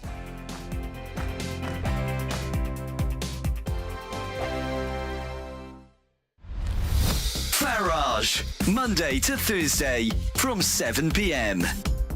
I believe our farmers can compete globally. If I visit some Somerset farmers, they are extremely efficient and highly competitive and innovative, and we need to encourage the best. And it's a high-end product. It's a high-end product. Which was one of the points that were being made earlier. And that we have to focus on what we are good at. And what our protectionism does at the moment is protects Irish beef farmers, French beef farmers and Dutch beef farmers, as opposed to buying cheaper beef from Australia. I have no desire Jacob, to protect EU farms. The problem is that we live in the Northern Hemisphere and we have a very difficult climate. So actually, and we know this because when the Corn Laws were repealed in 1846, we know darned well what happened to agriculture. It led to cheap bread. It made the society much better off. This has been an argument going on for 150 years. It's simply wrong. British agriculture didn't collapse at that point. There was a glut in the market 30 years later, which comes much after the Corn Laws. Well, obviously, things were much slower in those days. It took a long time for that to impact. Actually, do you know what? The principles of that debate and this debate are not dissimilar. No, that's right. They're not dissimilar. Very, very... I always go on about the Corn Laws. It's my favourite subject. No. And it was a wonderful upwelling and grassroots campaign and all the rest of it. But whether we have a Conservative or a Labour government, do you actually think that a Labour government will be any closer or more connected to your community than this Conservative one? The Labour government, it's in their interest to make sure that Britain has got food. And with the way the world is right now, we're in a very fragile situation, which is why we need food security. And every farmer I know talks about food security because we understand how much less food is being We better have a look at net zero commitments too, but another time. It's net zero commitments. It'll be wind farms. Enough. We can argue all night about this. Let's do it. I'm up for arguing all night. I'm Andrew Doyle.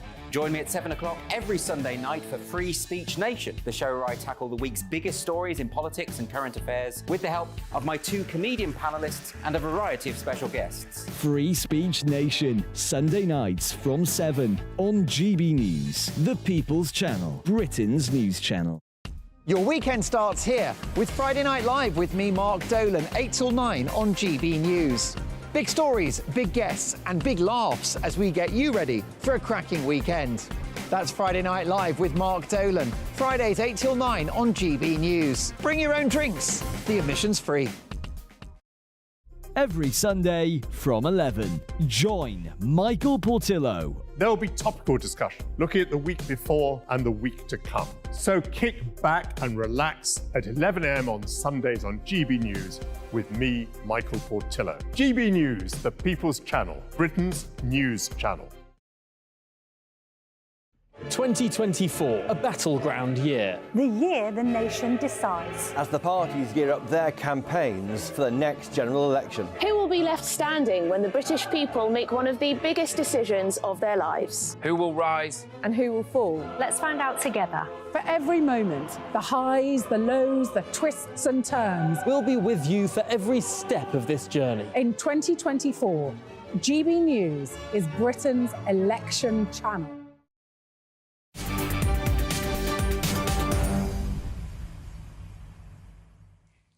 Welcome back. It's 4:25. I'm Martin Daubney, and this is GB News. Now, later in the show, I'll tell you why Humza Yousaf's been reported to the police under his own controversial new hate crime laws. You couldn't make it up. Delicious. Now, let's get the latest following the killings of 3 British aid workers in Gaza. And former National Security Advisor Lord Peter Ricketts says the UK should stop selling arms to Israel. And John Chapman, James Henderson and James Kirby were among 7 people killed in a drone attack on their convoy as it was struck on Monday evening. Well, joining us now to discuss this is the former British Army officer, Major General Tim Cross. Welcome to the show, Tim. Pleasure to have you. The reaction, from some quarters at least, has been a call to stop exporting arms to Israel. If any arms are used in this way, we should stop that business. But we've had previously on this show, we've had people say that would be precisely what Hamas want. So is that an overreaction in your situation to what appears to be a tragic accident? Yeah, I think the first thing I would want to say is that we have to acknowledge and accept that it's good news, in inverted commas, that Israel have said that they realise this was a tragic mistake. And the reality is that I'm afraid in every conflict that I've ever been involved with, it takes you to places you would not want to go. Things happen, technology fails, people make mistakes, and sadly, as a result of that, there are lots of unintended consequences. And this is one of those occasions. Now, Hamas, Putin, and many other of the hoods around the world, like Milosevic and so forth, would never have admitted that they had made a mistake like this. So we've got to give Israel credit for saying that they have acknowledged the reality of it. They've acknowledged it was a mistake. Should we stop selling arms to Israel? Well, frankly, I think in practical terms, I'm not sure what the figure is, but I understand it's a pretty small amount of arms that we are sending to Israel that is being used in this conflict. Most of it comes from the US. So I'm not sure that would make an awful lot of difference, to be honest.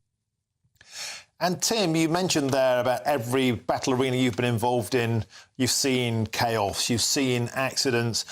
I think a lot of people out there presume that modern warfare is incredibly precise. It's laser guided, it's GPS driven. We know exactly down to a pinhead what's going on the ground. You can see from those pictures there, the logos of the aid company, very clear. But of course, in operational circumstances, even in modern times, I'm assuming there is just chaos. There is just anarchy. This is a war zone, after all. It is, and it's uncontrolled space in that sense. Now, it is better than it was. You may remember I was involved in the first Gulf War when an American cruise missile went into the Chinese embassy in Baghdad. And there are lots of other examples I could quote from that. Technology has moved on over these last couple of decades, but the reality is that technology fails. We all know that from looking at our own technology. And as I said earlier, people make mistakes. They gather intelligence. They do take, I mean, every campaign that we are involved with, and certainly other allies, take targeting extremely seriously. So I don't know why this mistake happened. I don't know why it was that this particular incident happened. But it was clearly a mistake. Chaos and uncertainty, I'm afraid, are a reality on a battlefield. And actually, ironically, if there is not sufficient chaos on the battlefield, part of our job as leaders, as commanders, is to create that chaos, to unsight the enemy, to give them, an inability to gather and be able to sort out what's going on. So we have to outthink and fight them at the same time. So it doesn't excuse this happening. I mean, it is a tragedy, and I worked a lot with aid agency in Kosovo, particularly. My brigade built and ran refugee camps, and subsequently to that, I've worked with a lot of aid agencies, and indeed, I was a director of an aid organization. These three guys who were killed, the Brits in particular, obviously we're all so concerned about, are very brave people, and they're doing their best to bring some sort of succor to this place. But they knew the risks they were taking, and inevitably, it is a very risky business, particularly in Gaza at the moment. And I'm not sure that much will change, frankly, until the peace negotiations that are going on in particular in Qatar come to some sort of solution. May I ask you a question, Major General Cross, that we were talking about yesterday, the notion that some are saying we should have a Ukrainian-style refugee scheme, but for Palestinians coming to the UK. We've had a lot of intelligence advisors on the show saying that could be a recipe for disaster. Hamas could melt into the civilian crowd, could be a part of that scheme. Is that something you think we should be entertaining, or does that carry an undue risk and burden? No, I think it is something we should be entertaining. In fact, I've been saying it without being clever about it. I've been saying this for some time. I really don't understand. Well, I know there are reasons for this, but why we have not worked our way through getting people out of Gaza into Egypt and indeed into Israel itself and other nations. Now, there are lots of issues here. There are Palestinian refugees living in Jordan, for example, who've been there since the 1950s, 60s, and 70s. And yes, of course, if you then begin to pull people out, Hamas would attempt to infiltrate those refugees. So it would have to be done carefully. But I do believe and have felt for some time that we need to get, especially, obviously, the women and children out of Gaza whilst this conflict goes on. Now, there are large numbers of people there, and setting this all up would take a long time. But in principle, it's a good idea. And I think the Arab nations in particular could work this through and get people out, to take them out of this danger zone. Because the bottom line is Israel is not going to stop this campaign. I mean, I happen to believe that Netanyahu is not fighting this campaign well, for all sorts of reasons. I think he fell into a trap that Hamas put in place. But nonetheless, getting these people out, I do think, would be a good thing to be working on. Yes, there would be a problem of Hamas terrorism, terrorists escaping as well. But to be honest, Israel are not going to destroy Hamas. They will degrade it, they will undermine it, do all sorts of things to it. But once the fighting is over, there are going to be Hamas people left in Gaza. So we've got to accept the reality of that. OK, fascinating stuff. Thanks for sharing your huge experience. That's former British Army officer Major General Tim Cross. Thanks for joining us on the show. Now, there's lots more still to come between now and 5 o'clock, and we'll be discussing net zero madness. And those are the words of a Conservative MP, John Redwood, in fact. But isn't his party the reason for its rollout? But first, it's time for your latest news headlines with Sophia Wensler.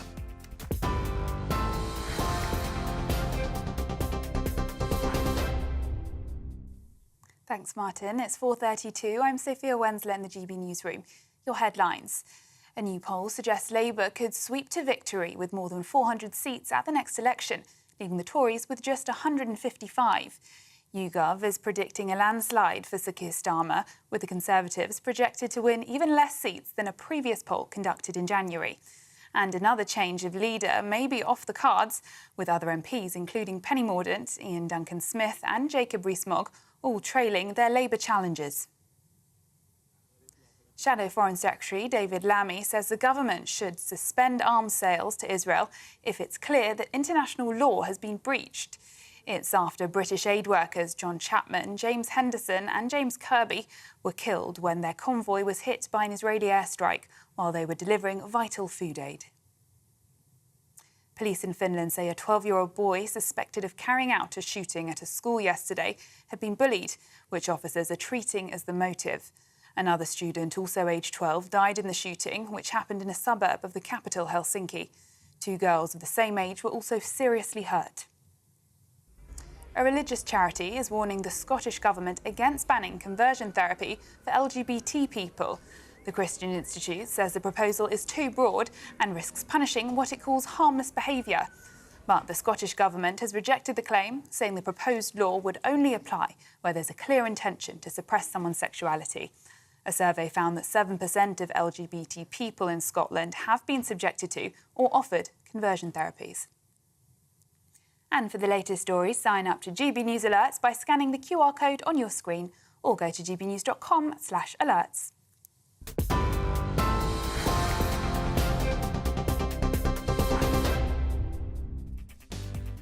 Thank you, Sophia. Now, don't go anywhere, because on the way, Liam Halligan will tell us about how Brexit has likely boosted domestic manufacturing production. That will upset the Remainers. I'm Martin Daubney on GB News, Britain's news channel.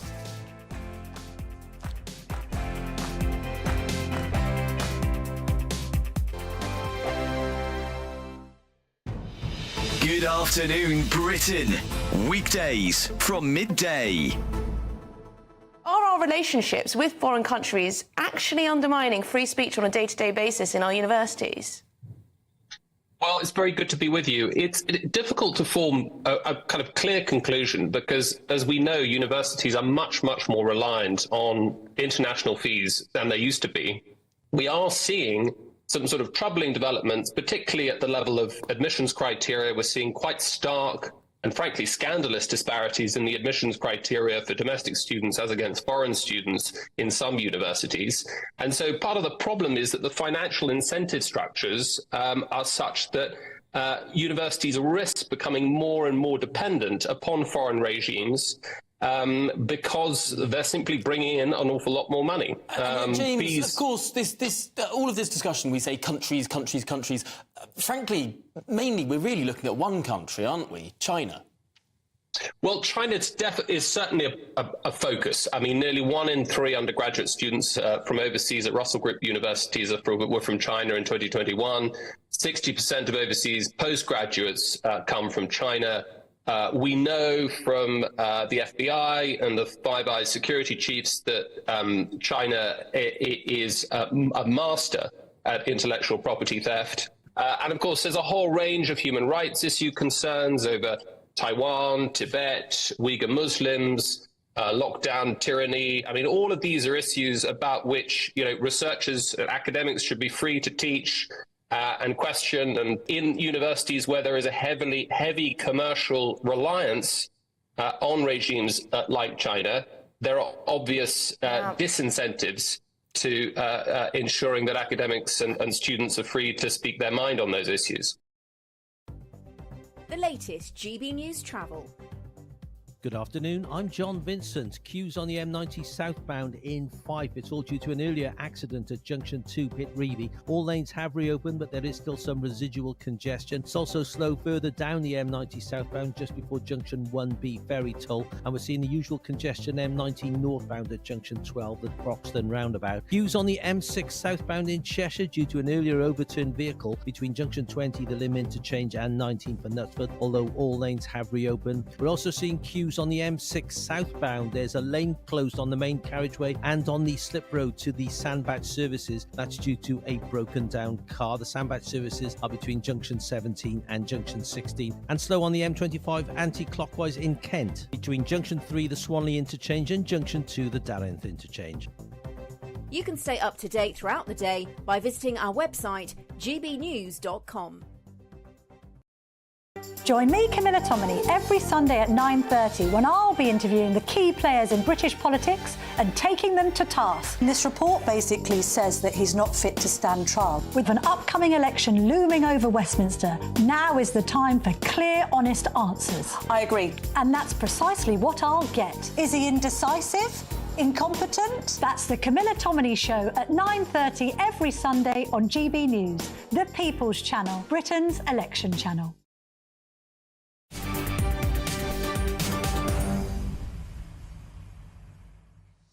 Welcome back. It's 4:38. I'm Martin Daubney and this is GB News. Now, Police Scotland got almost 4,000 complaints in the first 2 days after the new hate crime laws came into force, of course, on April the 1st, April Fool's Day. And later in the show, I'll ask, haven't police officers in Scotland got better things to do than stop meddling with our tweets? How about policing the streets, lads?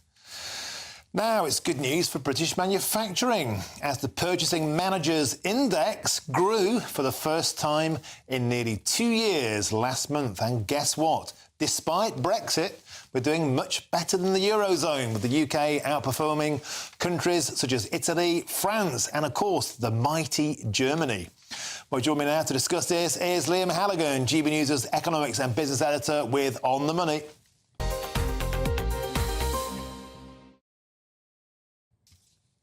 Liam, welcome. Always an absolute pleasure, as you know, to have you on the show. Bloomin' Brexit. We're actually doing quite well, aren't we?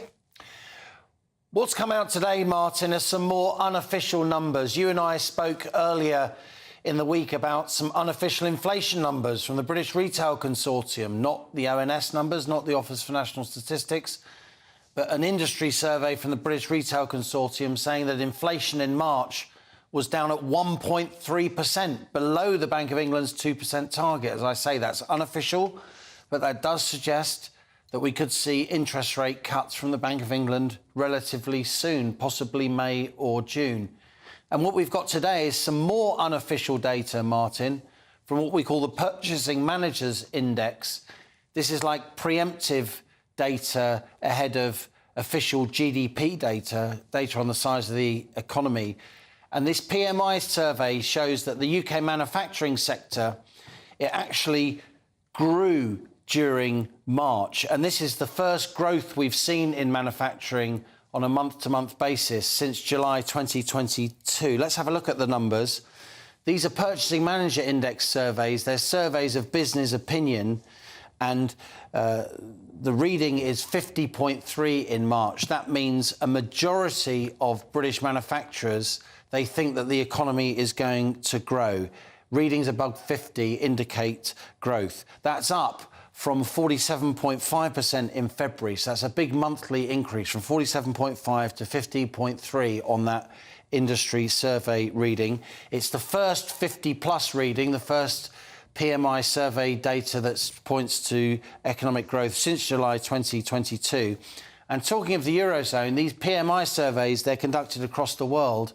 Whereas the UK is at 50.3, the Eurozone, the average manufacturing PMI in March was 46.1, which suggests that the Eurozone's manufacturing sector is still contracting quite sharply.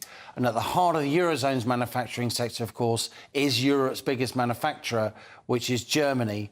And the German economy, very reliant on Russian energy, very reliant on demand from China, and other emerging markets, which have been relatively sluggish in recent months. Germany is still in recession, and that's the main reason why, on these numbers at least, the UK manufacturing sector outside the EU is, for now, doing better than the Eurozone's manufacturing sector within the EU. But, of course, there are many, many other issues at play here. It's not at all just a Brexit story.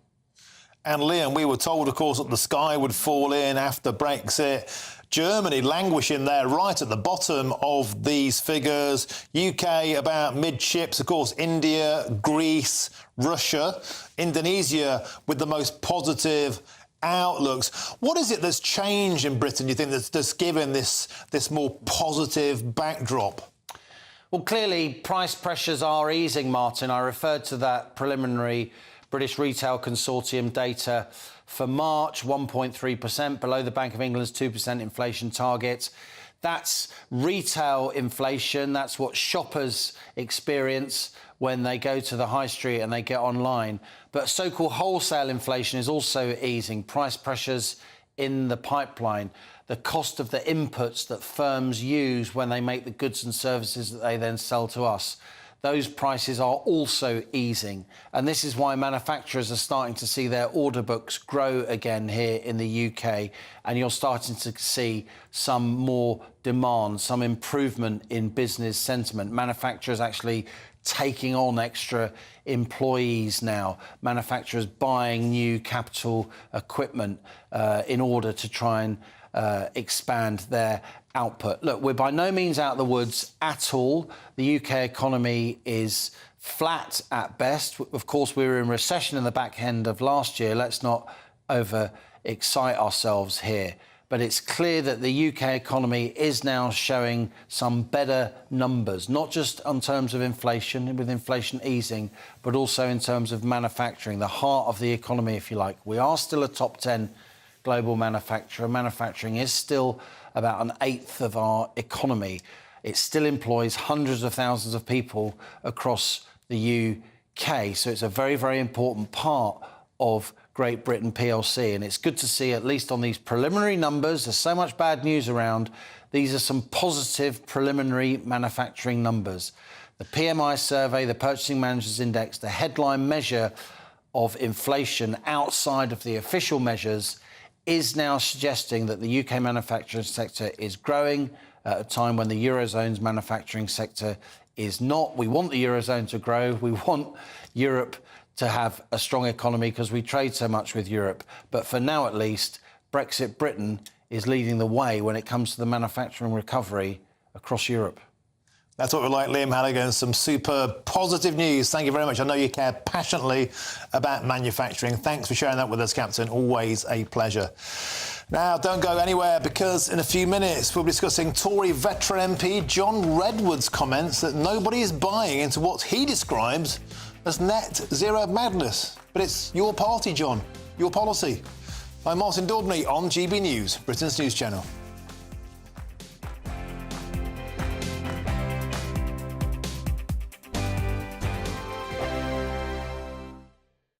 Hello there, good afternoon. Welcome to your latest GB News weather update. Well, further persistent rain is to come for northeastern areas, but further south has turned much drier through the day.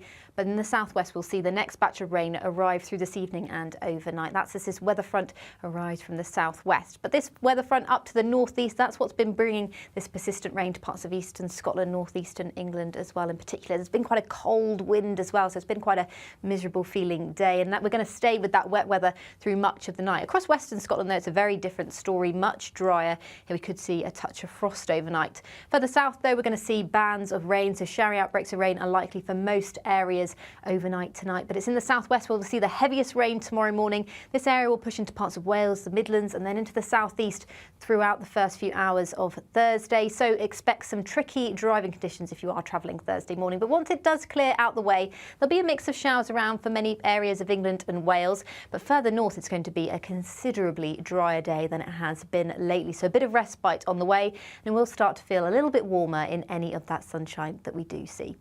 However, on Thursday night, the next batch of rain will arrive from the southwest. This will bump into cold air across Scotland, and that will fall as snow over the Grampians and the Highlands. But once it does clear out the way, it will turn considerably milder, but also significantly more windy. So it will be a windy weekend, but we could see temperatures climbing above 20 degrees for the first time this year. I think the most exciting bit for me is talking to people. People who I think are ignored often by the major news channels.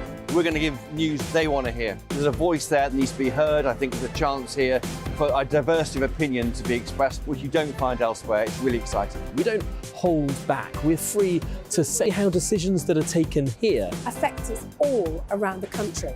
Only on GB News, the People's Channel, Britain's news channel. GB News is the home of free speech. We were created to champion it, and we deliver it day in, day out. Free speech allows us all to explore and debate openly the issues most important to us, our families, and of course, the British people. Having challenging conversations to enlighten each other. Which is why we hear all sides of the argument. We are the People's Channel. We will always stand by the freedom to express yourself. On TV, radio, and online. This is GB News, Britain's news channel. Join me, Camilla Tominey, every Sunday at 9:30 when I'll be interviewing the key players in British politics and taking them to task. This report basically says that he's not fit to stand trial. With an upcoming election looming over Westminster, now is the time for clear, honest answers. I agree. And that's precisely what I'll get. Is he indecisive? Incompetent? That's the Camilla Tominey Show at 9:30 every Sunday on GB News, the People's Channel, Britain's election channel. Earlier on breakfast, these cars were spread out over 1.6 miles. Each was individually hit. Aid workers are supposed to be protected. They should not be targeted. Israel now has to answer questions as to how this unimaginable circumstance could have happened. This law, Hamza Youssef himself has said there is such a high benchmark for it actually to get to court that the Police Scotland now have said, well, look, we don't actually have the guidelines. They behave badly, they drink booze, they get drunk, they don't appreciate the culture. They should be more grateful. Basically, the Brits put Tenerife on the map. From 6, it's breakfast on GB News.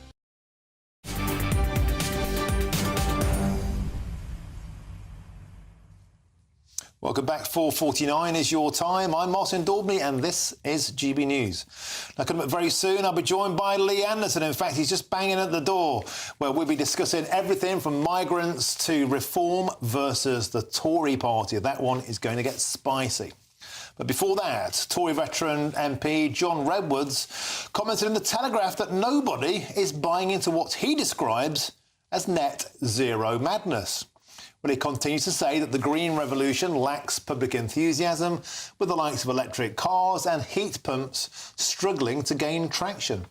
Reports show that the majority prefer gradual policy changes that won't impact their living standards. Well, to tell us more is the Nature Programme Manager at the Conservative Environment Network, Jordan Lee, who joins me in the studio now. Jordan, thank you for popping in. I have to say, I've got a lot of time for John Redwood. And in fact, he's sat in that chair where you are before. But when I read this article, my first answer was, nobody buys into the net zero nonsense. Well, how about your party, John? It's a manifesto pledge.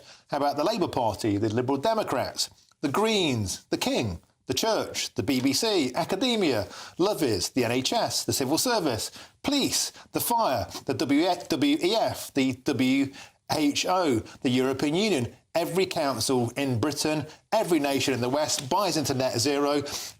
I thought at first when I read this article it was still April the 1st. Well, you're making my point for me, but there's a serious point to this. The British people have voted for net zero. They voted for it in 2010, 2015, 2017, 2019. Bold, reforming, conservative governments which have taken action needed. We've seen the economy grow. We are the fastest growing economy in the G20 to have also halved emissions at the same time. And John mentions EVs and heat pumps. What's happened there? We've had 1 million EVs now on the road in Britain, making up nearly 1 in 10 new car sales. Mostly fleets, though. In terms of private ownership, it's been a tepid response at best, you'd have to say.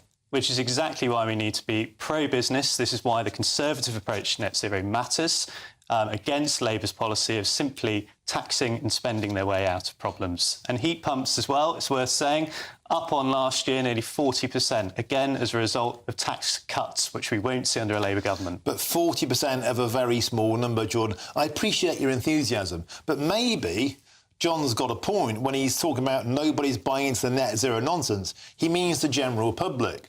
And isn't it true to say that in principle we all want cleaner air, we all want a cleaner planet for the future, but in practice, when it comes to the price, the pinch point, the pounds on the pence in our pockets, people are waking up to the fact that we'd like to see a bit more carrot and a bit less stick. I agree. And that's exactly why a Conservative approach to net zero matters. This means being on the side of business. It means enabling businesses. There's a huge opportunity in this country to unleash our manufacturing potential. You've just been talking about how manufacturing has been boosted over the past couple of years. That's exactly what we need to see. That means new EV plants, which we're seeing down in Somerset. It means unleashing the potential of places like Teesside, where we're seeing new wind turbines being manufactured. That's exactly what we need to see, and that's where our approach differs to the Labour Party. And yet we are still reliant domestically on 40% for gas And it's even more for manufacturing and industry. You can't run a cement plant off a plug-in mains that runs off a turbine. And we need fossil fuels. We may be able to wean ourselves off them, but we still need them. So wouldn't it be a better solution, Jordan, rather than importing stuff from halfway around the world, literally selling coal to Newcastle, or in this case, selling oil to Britain? We have our own oil. We have bountiful supplies of oil under the North Sea. We have shale gas under huge swathes of Britain, and yet we are ideologically opposed to it because of net zero. Well, I would say net zero means cheaper energy bills. So when's that going to happen? Well, we're seeing it already. So the cheapest form of energy currently is wind. We have the 5 largest offshore wind farms currently anywhere in the world.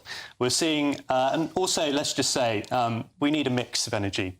So in the medium term, that does mean gas, and the government have been right to say this. Also, we can attach, carbon capture technology to this. It means new nuclear. The last Labour government didn't build a single nuclear power station. We now have a strategy to build new nuclear power stations through small modular reactors. It means new solar and new wind, again, manufactured in the UK. I totally agree. A balanced portfolio would be a good idea. But the lack of forward planning seems to be like primary school level. We should have been doing nuclear a long time ago.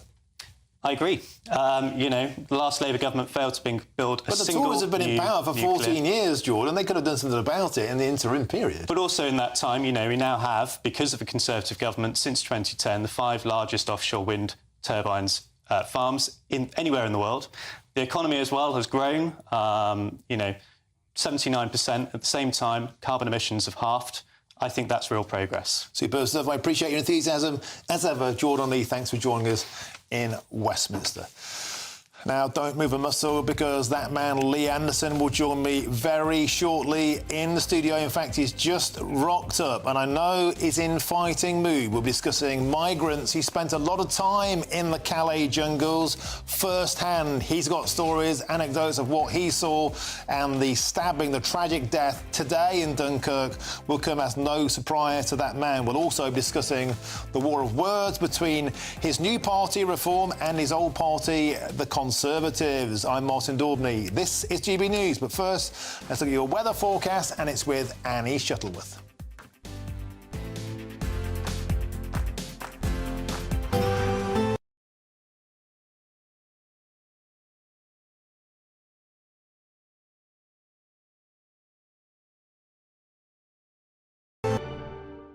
Hello there, good afternoon. Welcome to your latest GB News weather update. Well, further persistent rain is to come for northeastern areas, but further south has turned much drier through the day. But in the southwest, we'll see the next batch of rain arrive through this evening and overnight. That's as this weather front arrives from the southwest. But this weather front up to the northeast, that's what's been bringing this persistent rain to parts of eastern Scotland, northeastern England as well in particular. There's been quite a cold wind as well, so it's been quite a miserable feeling day, and that we're going to stay with that wet weather through much of the night. Across western Scotland, though, it's a very different story, much drier. Here we could see a touch of frost overnight. Further south, though, we're going to see bands of rain, so showery outbreaks of rain are likely for most areas overnight tonight. But it's in the southwest where we'll see the heaviest rain tomorrow morning. This area will push into parts of Wales, the Midlands, and then into the southeast throughout the first few hours of Thursday. So expect some tricky driving conditions if you are travelling Thursday morning. But once it does clear out the way, there'll be a mix of showers around for many areas of England and Wales. But further north, it's going to be a considerably drier day than it has been lately. So a bit of respite on the way, and we'll start to feel a little bit warmer in any of that sunshine that we do see. However, on Thursday night, the next batch of rain will arrive from the southwest. This will bump into cold air across Scotland, and that will fall as snow over the Grampians and the Highlands. But once it does clear out the way, it will turn considerably milder, but also significantly more windy. So it will be a windy weekend, but we could see temperatures climbing above 20 degrees for the first time this year. Looks like things are heating up. Boxed boilers, sponsors of weather on GB News.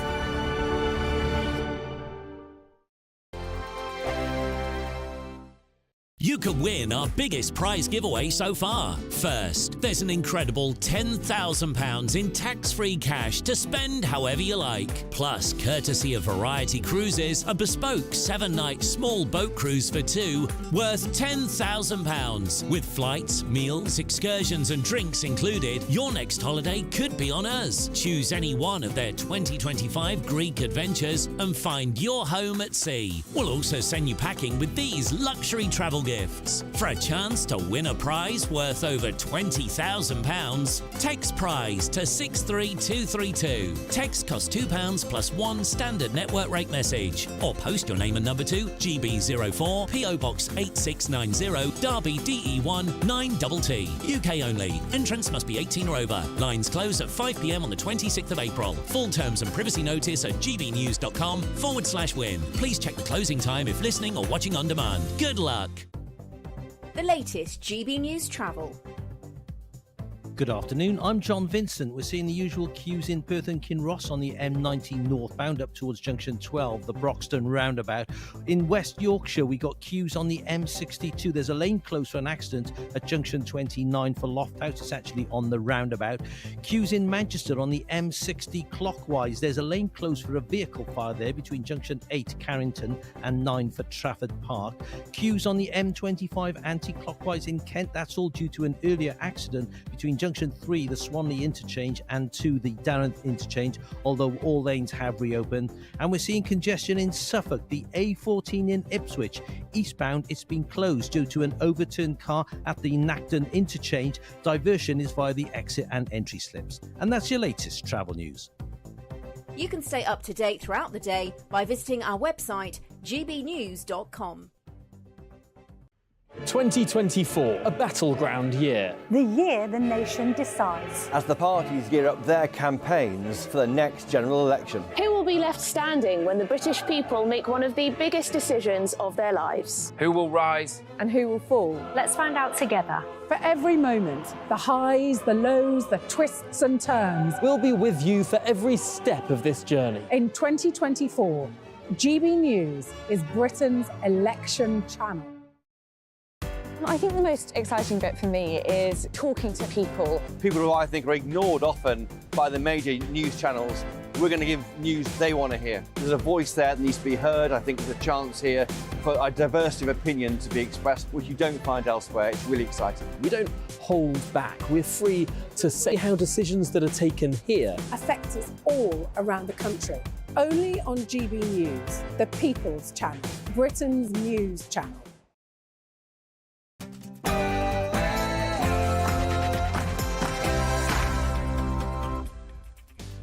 A very good afternoon to you. It's 5 p.m. and welcome to the Martin Daubney Show on GB News, broadcasting live from the heart of Westminster all across the UK.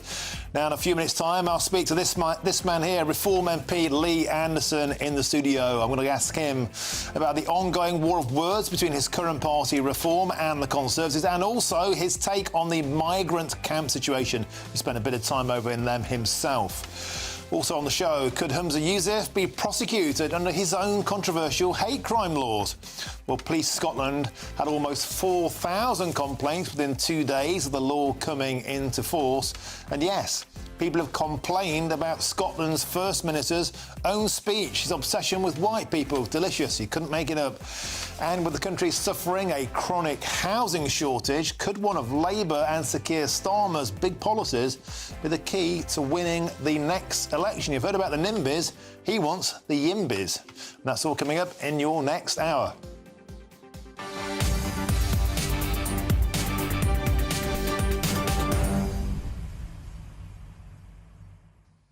And Sir Keir Starmer on the screen there prompted a snigger from that man, Lee Anderson, sat next to me. Let me know what you think.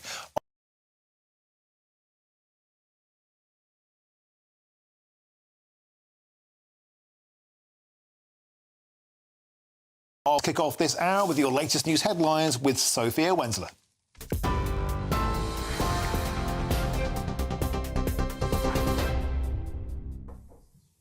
Martin, thank you. Good afternoon. It's 5 o'clock. Your top story this hour. A new poll suggests Labour could sweep to victory with more than 400 seats at the next election, leaving the Tories with just 155. YouGov is predicting a landslide for Sir Keir Starmer, with the Conservatives projected to win even less seats than a previous poll conducted in January. And another change of leader may be off the cards, with other MPs, including Penny Mordaunt, Ian Duncan-Smith and Jacob Rees-Mogg, all trailing their Labour challengers. Shadow Foreign Minister David Lammy says the government should suspend arms sales to Israel if it's clear that international law has been breached. It's after British aid workers John Chapman, James Henderson and James Kirby were killed when their convoy was hit by an Israeli airstrike while they were delivering vital food aid. They were part of a group of 7 aid workers from the World Central Kitchen Organisation. Mr Lammy says Britain cannot supply arms to Israel if it's proven to have broken international law. I have now been calling for 12 days for David Cameron to publish the legal advice so that we are clear on whether Israel has contravened international humanitarian law and therefore arms sales should be suspended. In other news, police in Finland say a 12-year-old boy suspected of carrying out a shooting at a school yesterday had been bullied, which officers are treating as the motive. Another student, also aged 12, died in the shooting, which happened in the suburb of the capital, Helsinki. 2 girls of the same age were also seriously hurt. At least 9 people have died, with more than 800 injured after a major earthquake in Taiwan. This was the moment it struck the east coast this morning.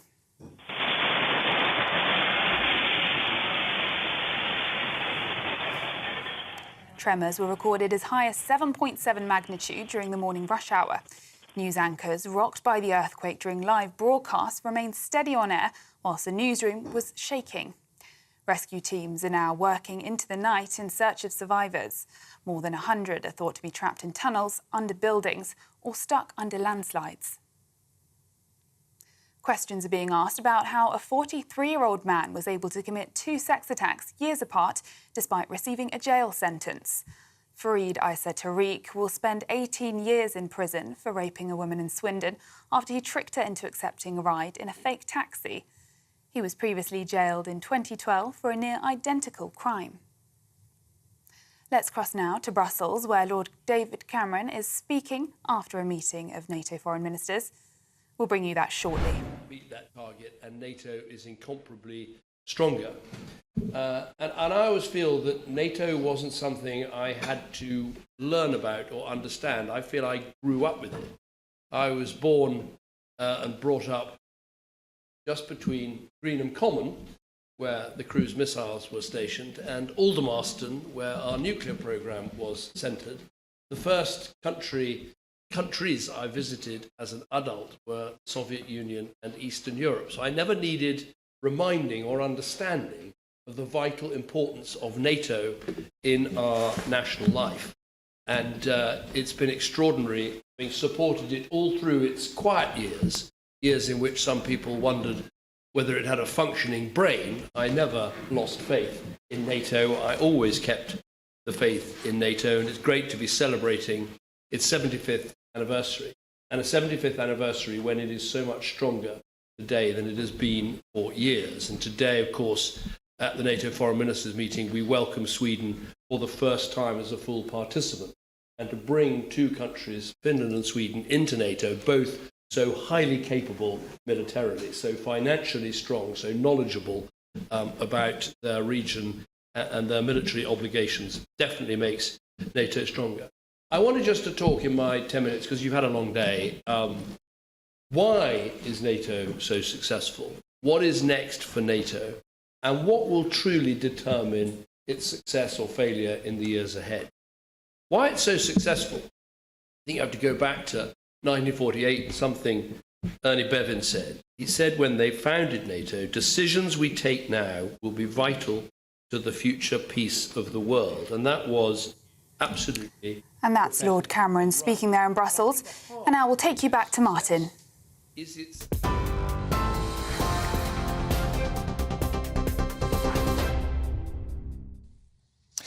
Thank you, Sophia, and welcome back. And I'm joined now in our studio in Westminster by Reform MP Lee Anderson. Lee, let's start with the news coming from France today, place you spent quite a bit of time in the migrant camps. A young man tragically stabbed to death in Dunkirk. Of your experience over there, I bet you're not surprised that these kind of incidents are kicking off. Not surprised, Martin, to be honest with you. When we was there, I think it was last year, January 2023, the message coming out loud and clear from the local police and local politicians that we were speaking to on the ground is that there's a lot of crime in these camps. There's gangs, there's attacks, there's some sex crimes, unfortunately. The town that they're in, Calais, where we went, lots of crime there, break-ins, thefts, etc. And the sad part is, Martin, we've got these criminals, this criminal activity in these camps, in these migrant camps, and they're just waiting to come to this country. And we put them on a boat, they come here, we pick them up, put them in a hotel, hey presto, a year or whatever later, they get British citizenship, they get their asylum claim passed. Some of them go to church and claim that they are Christians. Actually, all we're doing, we're not importing doctors, nurses, professionals, brain surgeons, consultants. We're importing, a lot of the time, is thieves, sex offenders, and unfortunately sometimes murderers. And this gutless government needs to get a grip of this. I was joined in the studio earlier, fascinating guest, Sue Reed, Special Investigations Editor at the Daily Mail, spent 20 years on this trail, first the lorries, then the boats. She said something fascinatingly. She said that every asylum seeker is a gold bar to the smugglers and they want to do everything they can to get them to Britain. She said something which I know will resonate with you. And she said in all of her time, in all of the things that have been put into place, she now believes the only way we will ever stop this is if we simply stop picking up dinghies in the Channel.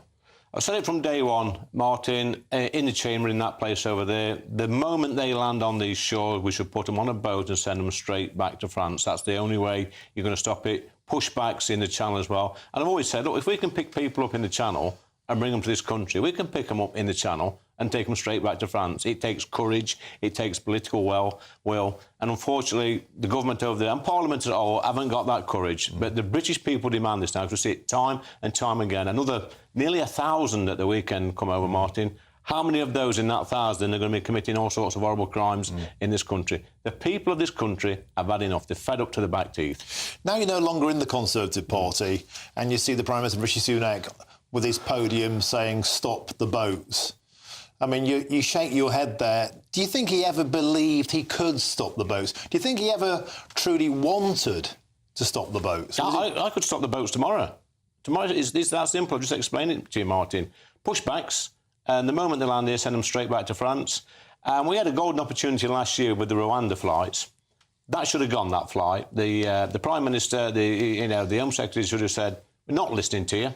That flight's going. And I think if that flight had gone off then, this problem would have been stopped now, because there's no way. I mean, I spoke to the people in the migrant camps about the Rwanda plan, and they told me, these young men told me, that there is no way they would come to this country if they thought they were going straight on a plane to Africa. Simple as that. I want to ask you, Lee, about another aspect of the camps, and that's the NGOs, the charities.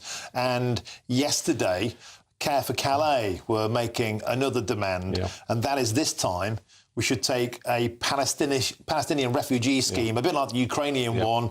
And I wanted to get your take on what you think of the charities, the NGOs that seem to be doing everything they can to undermine the government's work and the will of the people. So these NGOs, Martin, Care for Calais, I've spent a day with them in Calais, actually, and these are as bad as complicit as the people smugglers. They are actively encouraging young men to come from Africa to go to this camp.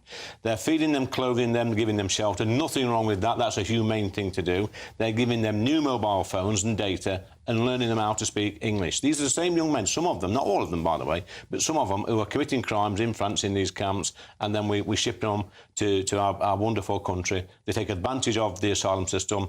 Like I say, these NGOs taking advantage of the asylum system is a whole business. It's a £1 billion industry now. And you're quite right, these young men, it is all young men, let's be honest, they're currency for the people smugglers. They're worth a lot of money. They're not coming from Africa on foot with 3, 4, 5 grand in their pocket to pay people smugglers. They're coming into a life of debt as soon as they get in. They have to work that off, whether it be in a car wash, whether it be in crime, whether it be in a cannabis grow. That's how they pay the debt off. Now, of course, Care for Calais would say that they're doing the humane thing, and you mentioned that yourself. They're not here to defend themselves and whatnot. Let's talk about the poll that's out today. So YouGov predicting 155 seats for the Conservatives at the next general election, but a poll earlier this week said it will only be 80. Could be an absolute wipeout, and the main factor, of course, is your new party, the Reform Party, being that wedge. Second place, splitting the vote, as some people would call it. Now you're with Reform, obviously a lot of people will be saying to you, oh, you're splitting the vote, you know, a bit like they said to me when I was on the Brexit Party, splitting your vote, don't let Jeremy Corbyn in. Is that something that resonates with you, or do you think people now... Well, it used to, Martin, not anymore. I mean, you could say that the Conservative Party is splitting the vote. You know, there's a lot of anger out there about just two-party politics. People, you know, we talked about the migrant crisis earlier. People are fed up with that. We're fed up with illegal migration. They are fed up to the back teeth of legal migration as well. You know, 1.2 million coming into the country last year. And it's the same old song being chirped out by both political parties. They do not listen to the public, and people, quite frankly, have had enough, and the Reform Party gives people an alternative. Now, have you got any new information for us about the numbers of people that are signing up? They were calling it the Lee Anderson effect. There were 2,000 more or less overnight. What's the latest scores on the doors, Lee? I think it was in March, it was 5,500 new members signed up to the Reform Party, which is pretty good. I know in Ashfield there's quite a few of my ex-Conservative members cancelled the membership and joined the Reform Party. It's going to be happening all over the country. You know, like I said, Martin, people are fed up. They want an alternative. And they're fed up of political parties making promises just before elections and then going back on them. Now, it seems that the Conservative Party are taking you seriously because, as Nigel Farage said, you only get flack when you're above the target. And they're giving you a bit of flack. They're putting a few candidates out. That it's very, very hard to vet 600 candidates. I know that. I've been involved in that process myself. But they seem to be having a pop. Does that show that they're concerned about you? Well, I mean, look, it is difficult. You need 650 candidates for a general election, and the other political parties, if they want to just scratch the surface a little bit and look at some of their history, you know, I think there's over the past 10, 15 years, probably 7 Labour MPs ended up inside for all sorts of shenanigans. I think we had one in our intake that's ended up in prison for some vile crime. So it happens, you know. It's a difficult job to vet and make sure that every single candidate is squeaky clean. When you were still in the Conservative Party, and is there a sense of they don't believe, because of the two-party system, that another party can ever truly be a threat, and so therefore is there a complacency sometimes that may be seen to be bordering on arrogance? Yeah, because it's been that way, Martin, for 100 years now since the Labour Party was born. That it's two-party politics. You know, it's either Conservative or a Labour government. Sometimes we get a coalition. That's just how it is. So there is that arrogance, and I think they're getting a little bit concerned now. And it's unfortunate because there is still some good Tories in the Conservative Party, some good Tory MPs who I'm still friends with, who probably will lose the seats at the next election. And then there's some MPs who are not so good, a little bit wet. The One Nation lot, who I think has destroyed the Conservative Party.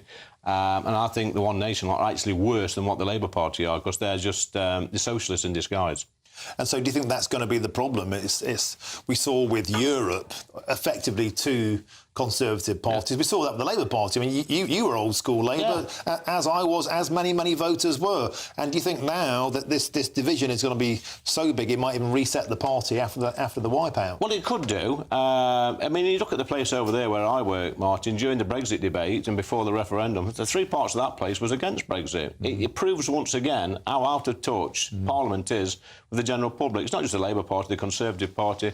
They're all out of touch. You know, they need to get out more. They need to spend some time on the ground talking to real people. You can talk about the migrant crisis. You can talk about net zero. You can talk about anything, really. They're completely out of touch. Do you think they're more out of touch now than they were during Brexit?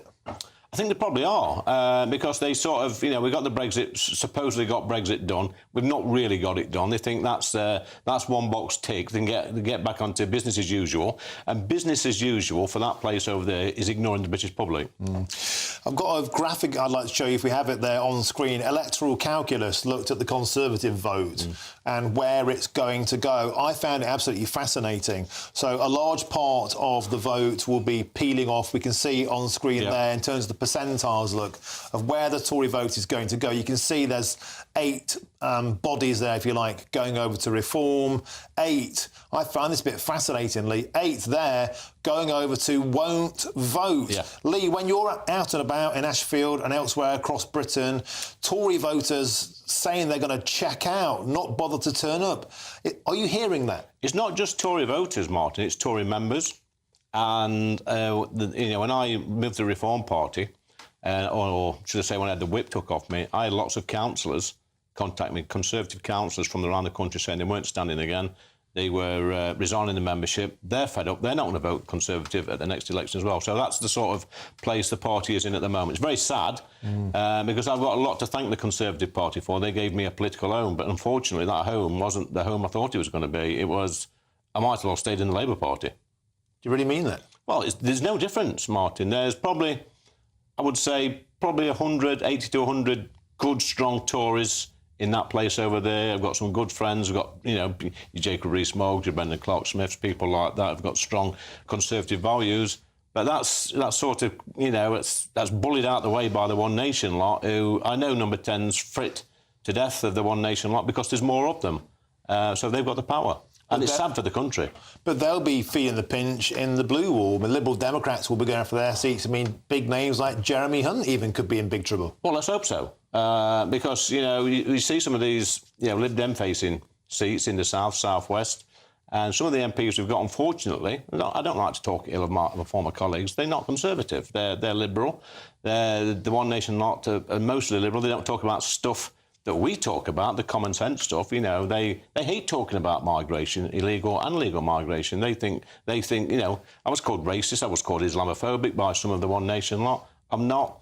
And, I'm yet to challenge a few of them, and I will challenge them when I see them, about the comments I made over Sadiq Khan a few weeks back. And you made them, of course, on this show. Do you have any regrets about crossing over to Reform? Are you finding your feet there? Are you confident you're going to fight a good campaign moving forward? Yes, we fight a good campaign. They've been very supportive so far. People say, oh, look at him, he's a turncoat. He's been in one party, he's been in another, now another. Voters do that, Martin. I'm on a political journey.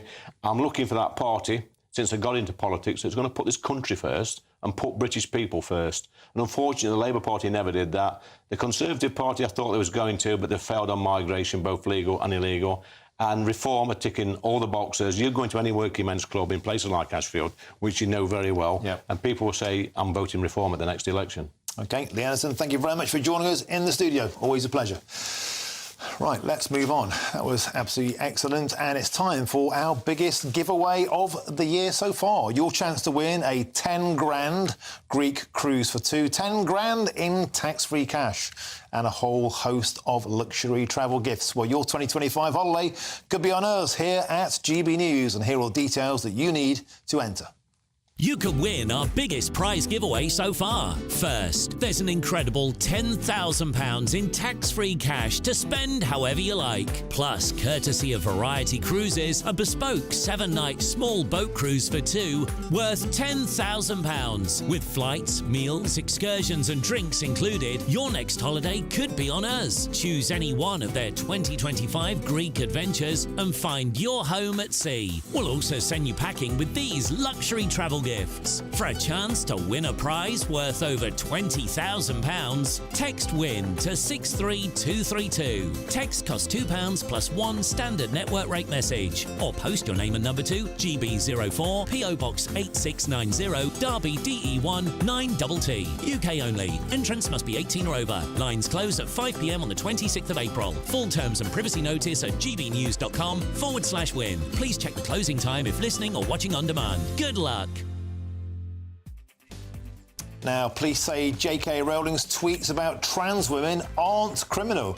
But could they now investigate instead Humza Yousaf, Scotland's First Minister, who said he's very proud of the new country's hate crime laws. He did a video slagging off white people. Seems people are complaining about that in their droves. It's a delicious irony. I'm Martin Daubney on GB News, Britain's news channel.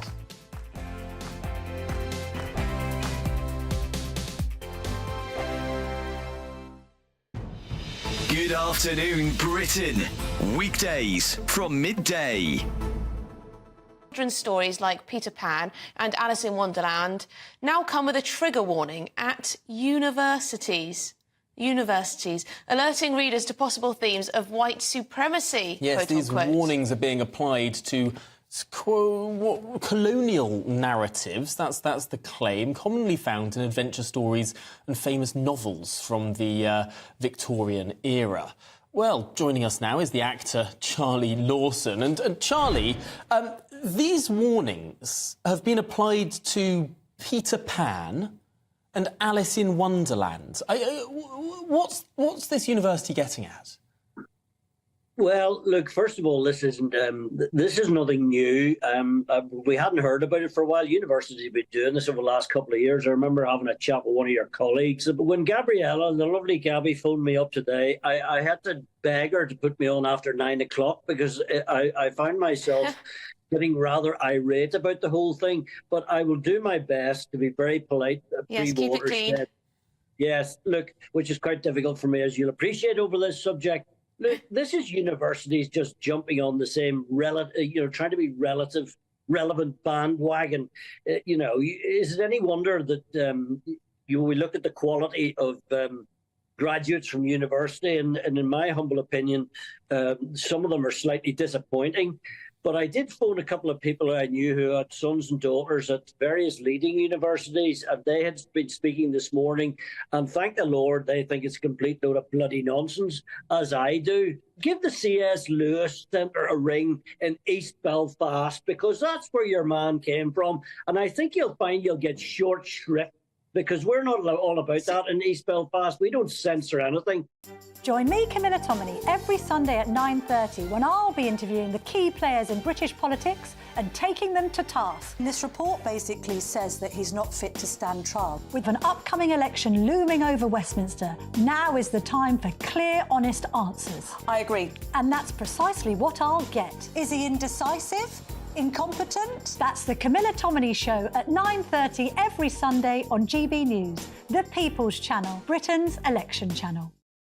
2024, a battleground year. The year the nation decides. As the parties gear up their campaigns for the next general election. Who will be left standing when the British people make one of the biggest decisions of their lives? Who will rise? And who will fall? Let's find out together. For every moment, the highs, the lows, the twists and turns. We'll be with you for every step of this journey. In 2024, GB News is Britain's election channel.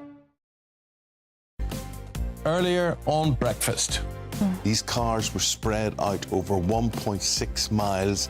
Each was individually hit. Aid workers are supposed to be protected. They should not be targeted. Israel now has to answer questions as to how this unimaginable circumstance could have happened. This law, Hamza Youssef himself has said there is such a high benchmark for it actually to get to court that the Police Scotland now have said, look, we don't actually have the guidelines. They behave badly, they drink booze, they get drunk, they don't appreciate the culture. They should be more grateful. Basically, the Brits put Tenerife on the map. From 6, it's breakfast on GB News.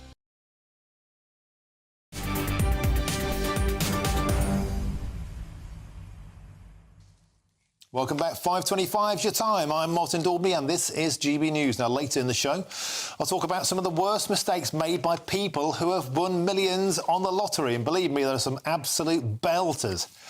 Now, Police Scotland received almost 4,000 complaints within the first 2 days of their controversial new hate crime laws coming into force, of course, on April Fool's Day. And people protested against the legislation on Monday. And yes, it came in, as I said, on April the 1st, April Fool's Day. You couldn't make it up. Scotland's First Minister Hamza Youssef has said he's very proud of the country's new hate crime laws. But would you believe that people have complained to the police about him? Because it comes after this speech he made in Holyrood in June 2020. Lord Justice Clark, white. Every High Court judge, white. The Lord Advocate, white. The Solicitor General, white. The Chief Constable, white. Every Deputy Chief Constable, white. Every Assistant Chief Constable, white. The Head of the Law Society, white. The Head of the Faculty of Advocates, white. Every Prison Governor, white. And not just justice. The Chief Medical Officer, white. The Chief Nursing Officer, white. The Chief Veterinary Officer, white. The Chief Social Work Advisor, white. Almost every trade union in this country headed by people who are white. In the Scottish Government, every Director General is white. Every chair of every public body is white.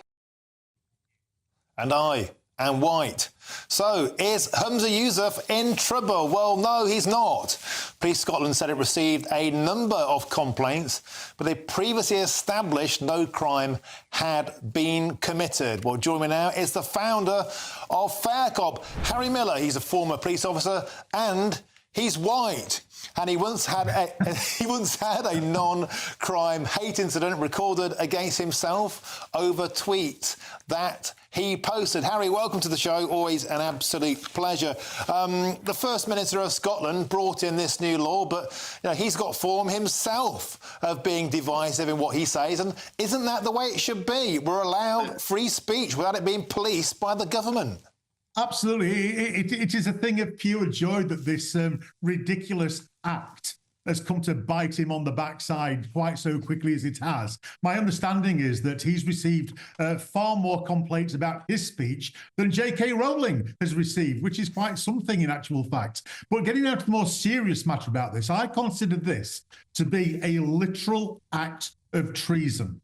A literal act of treason in that this law it seeks to undermine and get rid of all of the freedoms that have been built up in Britain, in England, over centuries and centuries and centuries. And I think the antidote is, to borrow a phrase from Trump, build a wall. What we need to do is we need to separate Scotland away from England. We need to put up a strong intellectual wall to stop this peevish nonsense from Chairman McMahon coming down and spilling down into England. And we need to do it now, Martin, because the police in Britain, there are certain police forces in Britain who are going to be absolutely loving this. Having sort of dealt them a massive blow with their non-crime hate incidents, they're now going to be thinking, fantastic, we can now employ an army of lowland snitchers to terrify the people into silence. And so we need to resist, resist, resist. And you're the man who's no doubt going to be leading that charge. How did this ever get any legal recognition? I mean, you weren't at the Supreme Court, Royal Court of Justice, on non-crime hate incidents. I thought this kind of stuff had been quashed and had gone away. It's supposed to have. Now, what they will argue is that the victory that I won only applies in England and Wales. Well, that's not true, because we used the ECHR. Article 10 of the ECHR was the legislation which is European-wide that we used. So it has to apply in Scotland. It has to apply in Scotland. Now, one of the things that the High Court judge said, he quoted extensively from both Orwell and J.S. Mill on liberty, if you remember. Now, one of the great things about On Liberty tells us that we must not take the knee. We have a duty not to conform, because cowing people into silence is the first thing that a tyranny tries to do. And it is up to noble men and women, honest men and women, brave men and women to stand up and saying, this far and no further, bugger off, just get out of our lives. It is not the role of government to suppress our conversation. And it's absolutely not the role of government to suppress our conversation, even if it is ribald conversation, even if it is slightly risque conversation within the four walls of our own homes. This is tyranny, Martin, and it needs to be overthrown, and overthrown for good, and very soon. Well, you're one of the brave men who will no doubt overthrow it. And J.K. Rowling, of course, testing the parameters of this law on day one, pushing back. And I'm all for free speech, Harry, but be careful with your words. Don't get him in trouble with Ofcom. The last thing I need. Harry Miller, thank you very much for joining me on the show. Always an absolute joy. Now, there's still lots more to come between now and 6 o'clock. And I'll ask whether targeting the Yimbys, yes, that's the people who do want houses to be built in their area, could help the Labour Party to win the next general election. But first, it's time for your latest news headlines with Sophia Wensler.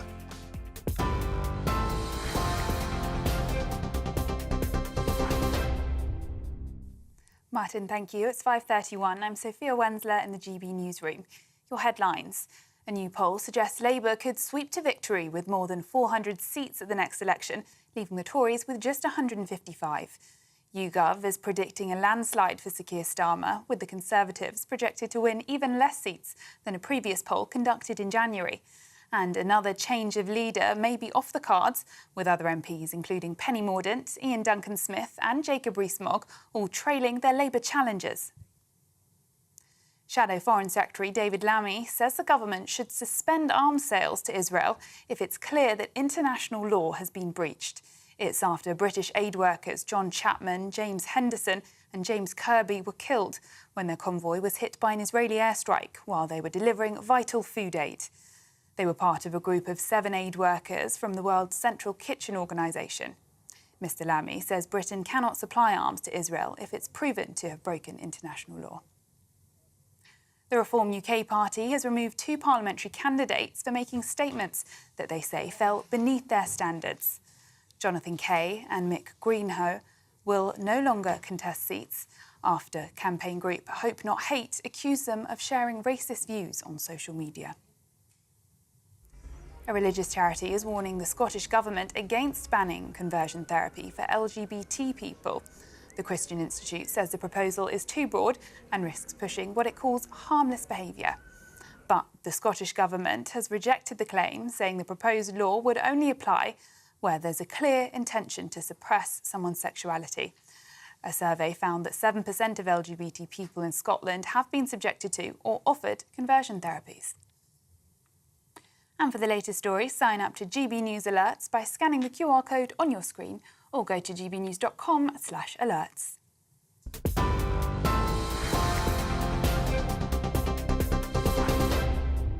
For a valuable legacy your family can own, gold coins will always shine bright. Rosalind Gold proudly sponsors the GB News Financial Report. And here's a quick snapshot of today's markets. The pound will buy you $1.2631 and €1.1669. The price of gold is £1,809 and 38 pence per ounce. And the FTSE 100's closed the day at 7,937 points. Rosalind Gold proudly sponsors the GB News Financial Report.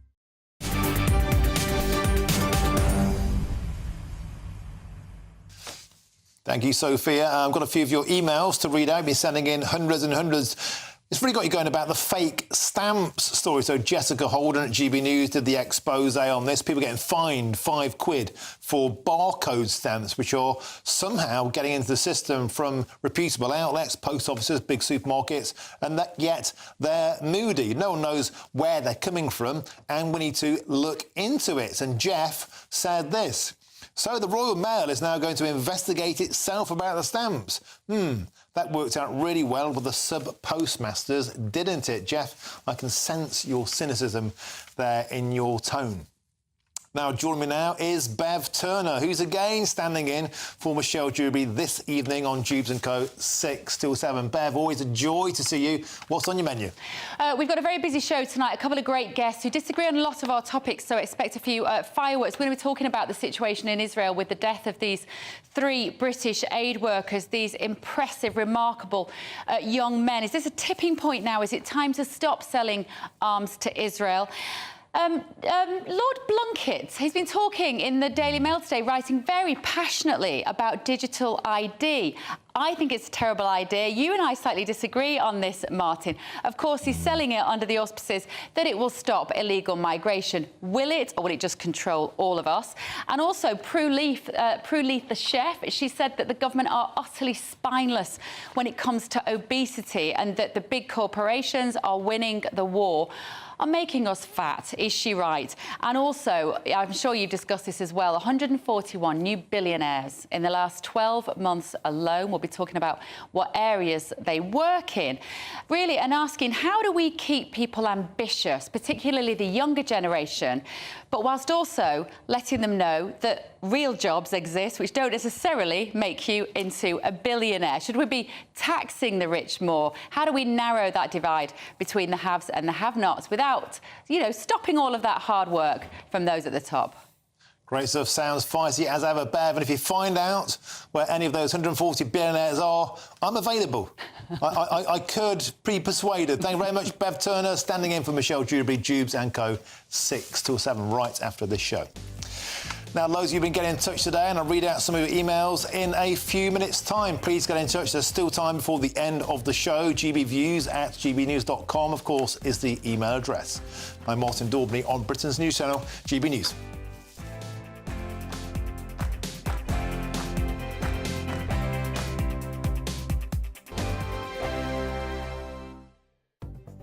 The latest GB News travel.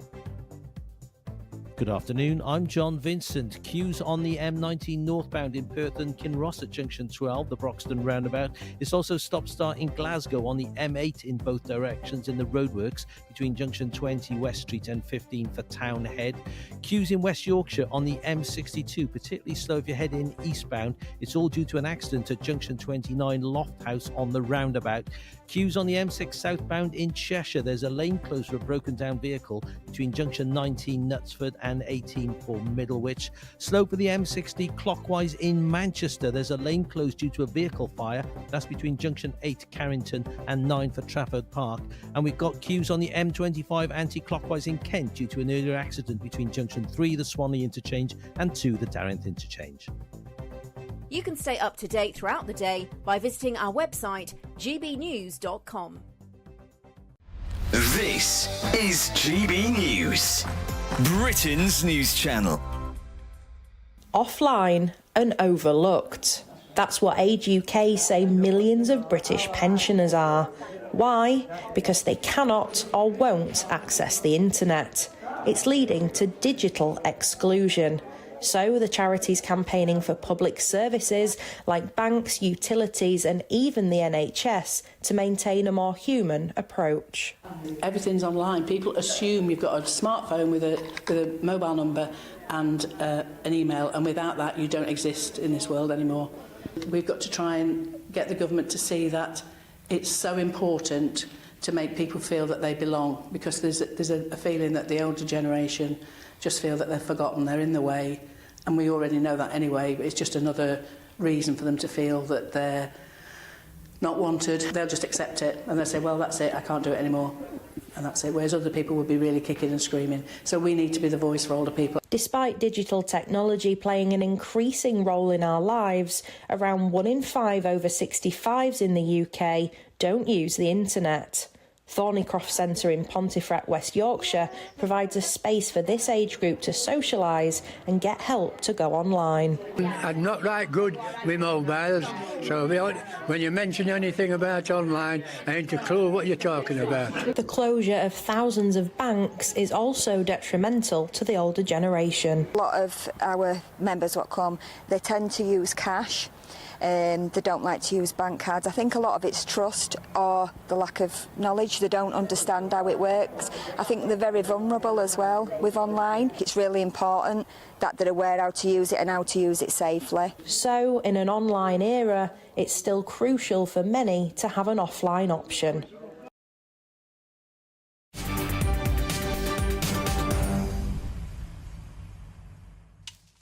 Welcome back. It's 5:40. We're on the final furlong. I'm Martin Daubney on GB News. Now, the UK is suffering from a huge housing shortage, and could that be the key to winning the next general election? Well, Sir Keir Starmer and the Labour Party are targeting dozens of seats where people are significantly more pro-development than your average common or garden voter. And it marks one of the clearest political divides with the Conservatives thus far, with Prime Minister Rishi Sunak facing criticism from his own backbenchers for scrapping house-building targets. Well, I'm joined now in our Westminster studio by the property consultant and political commentator, Russell Quirk. Russell, thank you very much for coming into the studio. Fair to say you're not ordinarily Sir Keir Starmer or the Labour Party's biggest fan, but you like this idea. Tell me why. I do, yeah. I wouldn't normally be associated with Keir Starmer or the Labour Party, but look, I think you have to give credit where credit's due. I think it's very easy to be partisan and to say anything that Labour say is wrong and anything that Conservatives say is right, although I'm probably between those two stools, frankly, politically at the moment. But look, it's about time that a government and politicians got serious about house building. We've spent literally as far back as I can remember talking about the lack of house building, the fact that governments and developers and so on do not build enough homes. And there's all sorts of reasons to that. What Keir Starmer has announced, and actually with some political risk, I have to say, is that despite the fact that a lot of the constituencies that he's targeting are saying, actually, we're fairly pro-house building, it's going to rub a lot of people up the wrong way. And believe me, it has. You know, I was sparring with you, I think, or talking to you on Twitter earlier on, and I was absolutely rounded upon by what we call NIMBYs, the not in my backyards, that don't want to see development, it seems, anywhere at any time. One wonders how on earth they think they managed to buy the house that they themselves live in, or indeed where their kids and their grandchildren are going to live. So I think the Keir Starmer sense, which is to say there are elements of the Greenbelt, bearing in mind the Greenbelt was classified back in the 1950s, that might not be very green. And on that basis, skipyards, industrial estates, old car parks and so on, shouldn't we reclassify those bits and build on them? See, that's the common conception, isn't it? That the Greenbelt is the Cotswolds, it's the rolling Jerusalem, the chocolate box, and we can't possibly build on that. And yet, tell me about some of the developments that you mentioned that you've got on your books. They're called Greenbelt, but they're not Cotswold countryside, aren't they? Indeed. So a lot of development within the Greenbelt, which is now dilapidated, of course, predates the Greenbelt classification from the 1950s. So, you know, I'm dealing right now in Brentwood in Essex, where I live, with a planning matter which has been received by the planning authority as an automatic no. But it's an old scrap and skipyard in the middle of the countryside backing onto a golf course, which is, frankly, worse than dilapidated, full of household rubbish because it's been tipped on for years and years and years. The best thing for it, apart from allowing gypsies and travellers on it, frankly, which is a whole different debate, I know, rather than leaving it to fester as it is, even though it's in the Greenbelt, we should take a common sense approach to that particular piece of land and allow some nice housing to be built. But Brentwood Borough Council are about to give what we think will be a no, a planning decision based on the Greenbelt being sacrosanct. It's an automatic no, and it's beyond common sense. And presumably that kind of stranglehold, that kind of sort of entrenched thinking is holding us back. Is something else holding us back? Do the developers want there to be a sudden glut of housing on the market? That would drive prices down. Isn't that the last thing they want?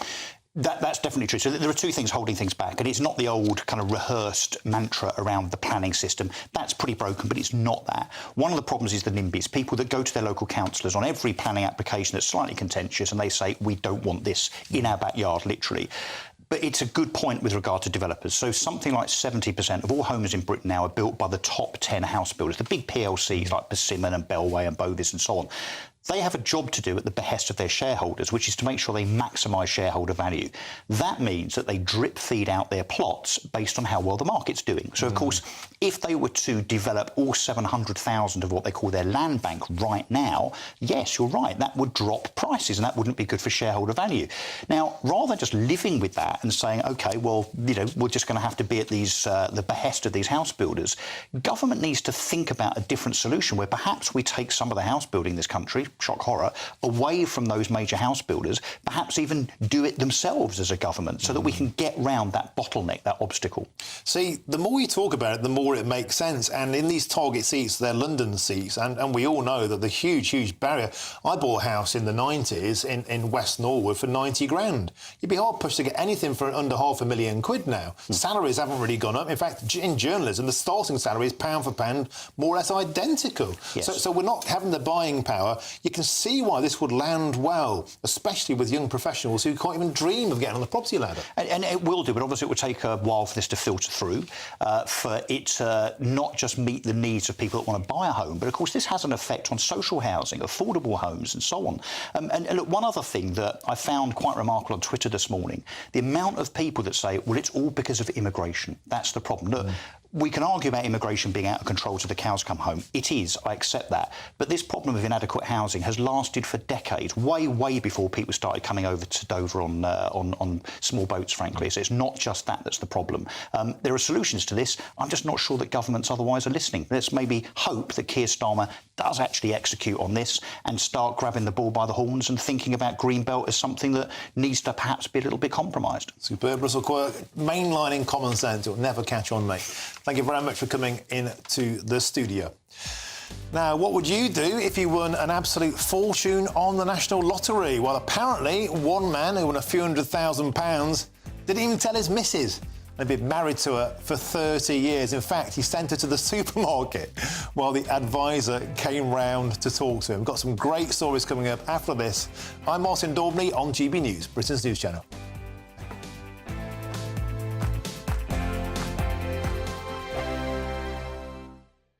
Hello there, good afternoon. Welcome to your latest GB News weather update. Well, further persistent rain is to come for northeastern areas, but further south has turned much drier through the day.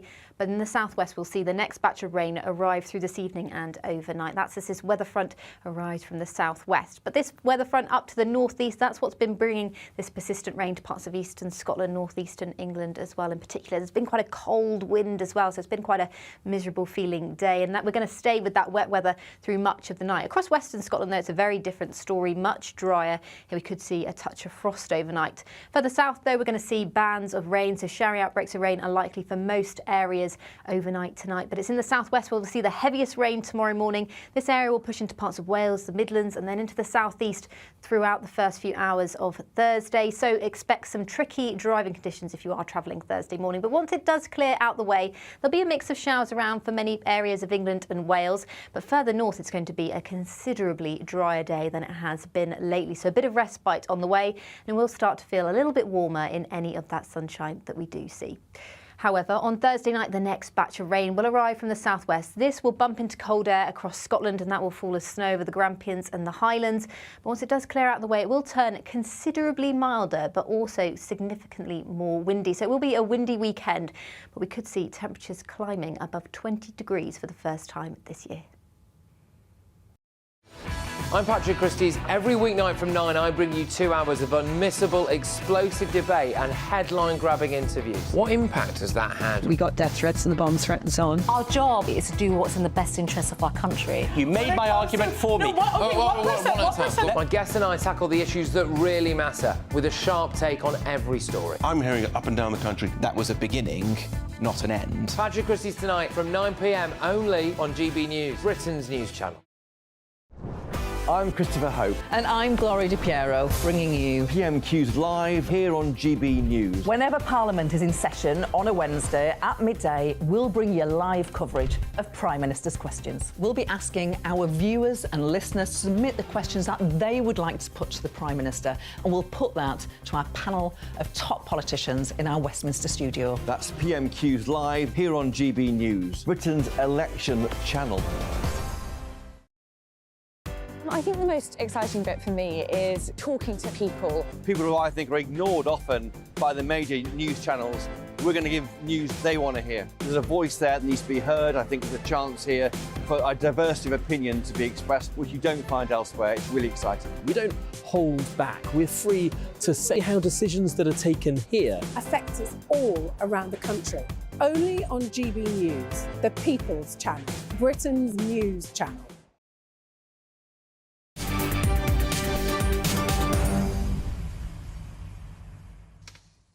Welcome back. 5:50 is your time. We're on the final furlong. I'm Martin Daubney on GB News. Now, have you ever wondered what happens to people that win a shed load of money on the National Lottery? Well, what they spend the money on and how they get along the line, and, you know, what our National Lottery advisor, Andy Carter, well, he's revealed the worst mistakes that some lottery winners have made. So, are there sensible people who win, or do most people simply blow the lot of it? Well, joining me now is the comedian Cressida Wetton. Welcome to the show. Always an absolute pleasure. Hello. When I saw this earlier on, I absolutely loved it. because one of my favourite stories here, he's guided 2,000 people in total. He's handed out over £2 billion. And the funniest one to me, one fella, he didn't even tell his missus. He'd been married to her for 30 years. Isn't that amazing? I think everybody, if you're out there watching GB News, you know, every Keith and Linda, you should look at your spouse tonight and you should think, is it you? Are we secretly sitting on a massive load of cash?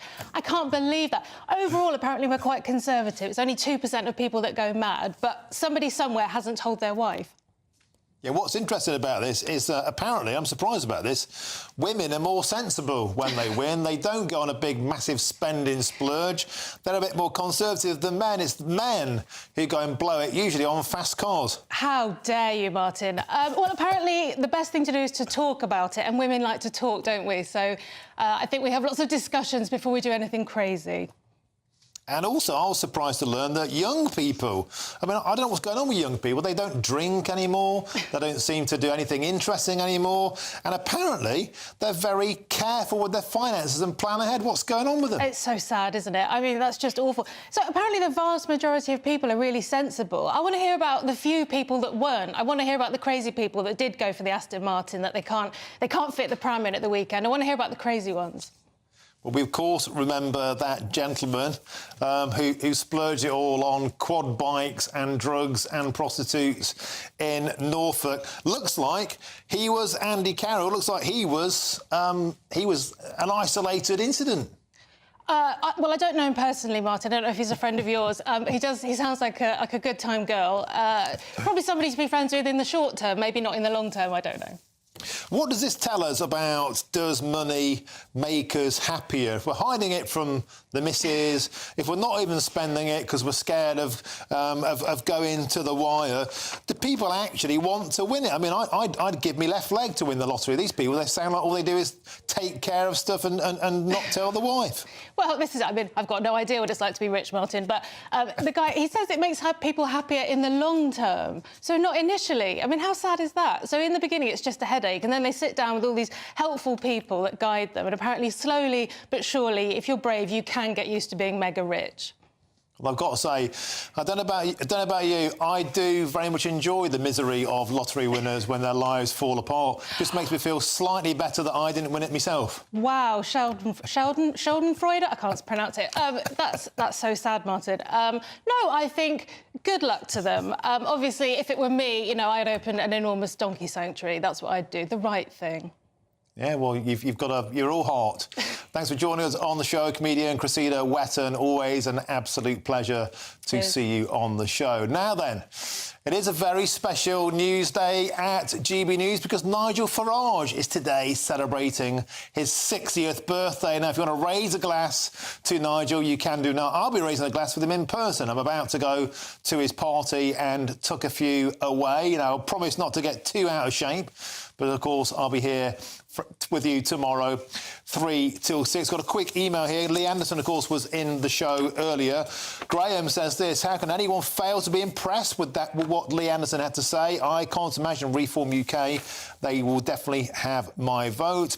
Martin said this, not me. Lee Anderson could well have the new Nigel Farage effect. I always like what he had to say. And his common sense, no-nonsense approach goes down well with me. He did the right thing, switching over to Reform.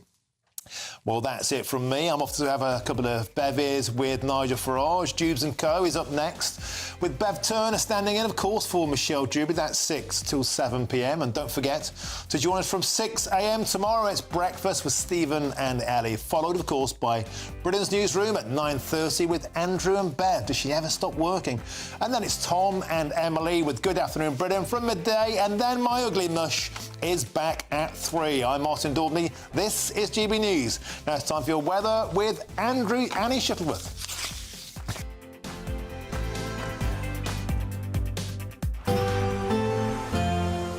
A brighter outlook with Box Solar, sponsors of weather on GB News. Hello there, good afternoon. Welcome to your latest GB News weather update. Well, further persistent rain is to come for northeastern areas, but further south has turned much drier through the day.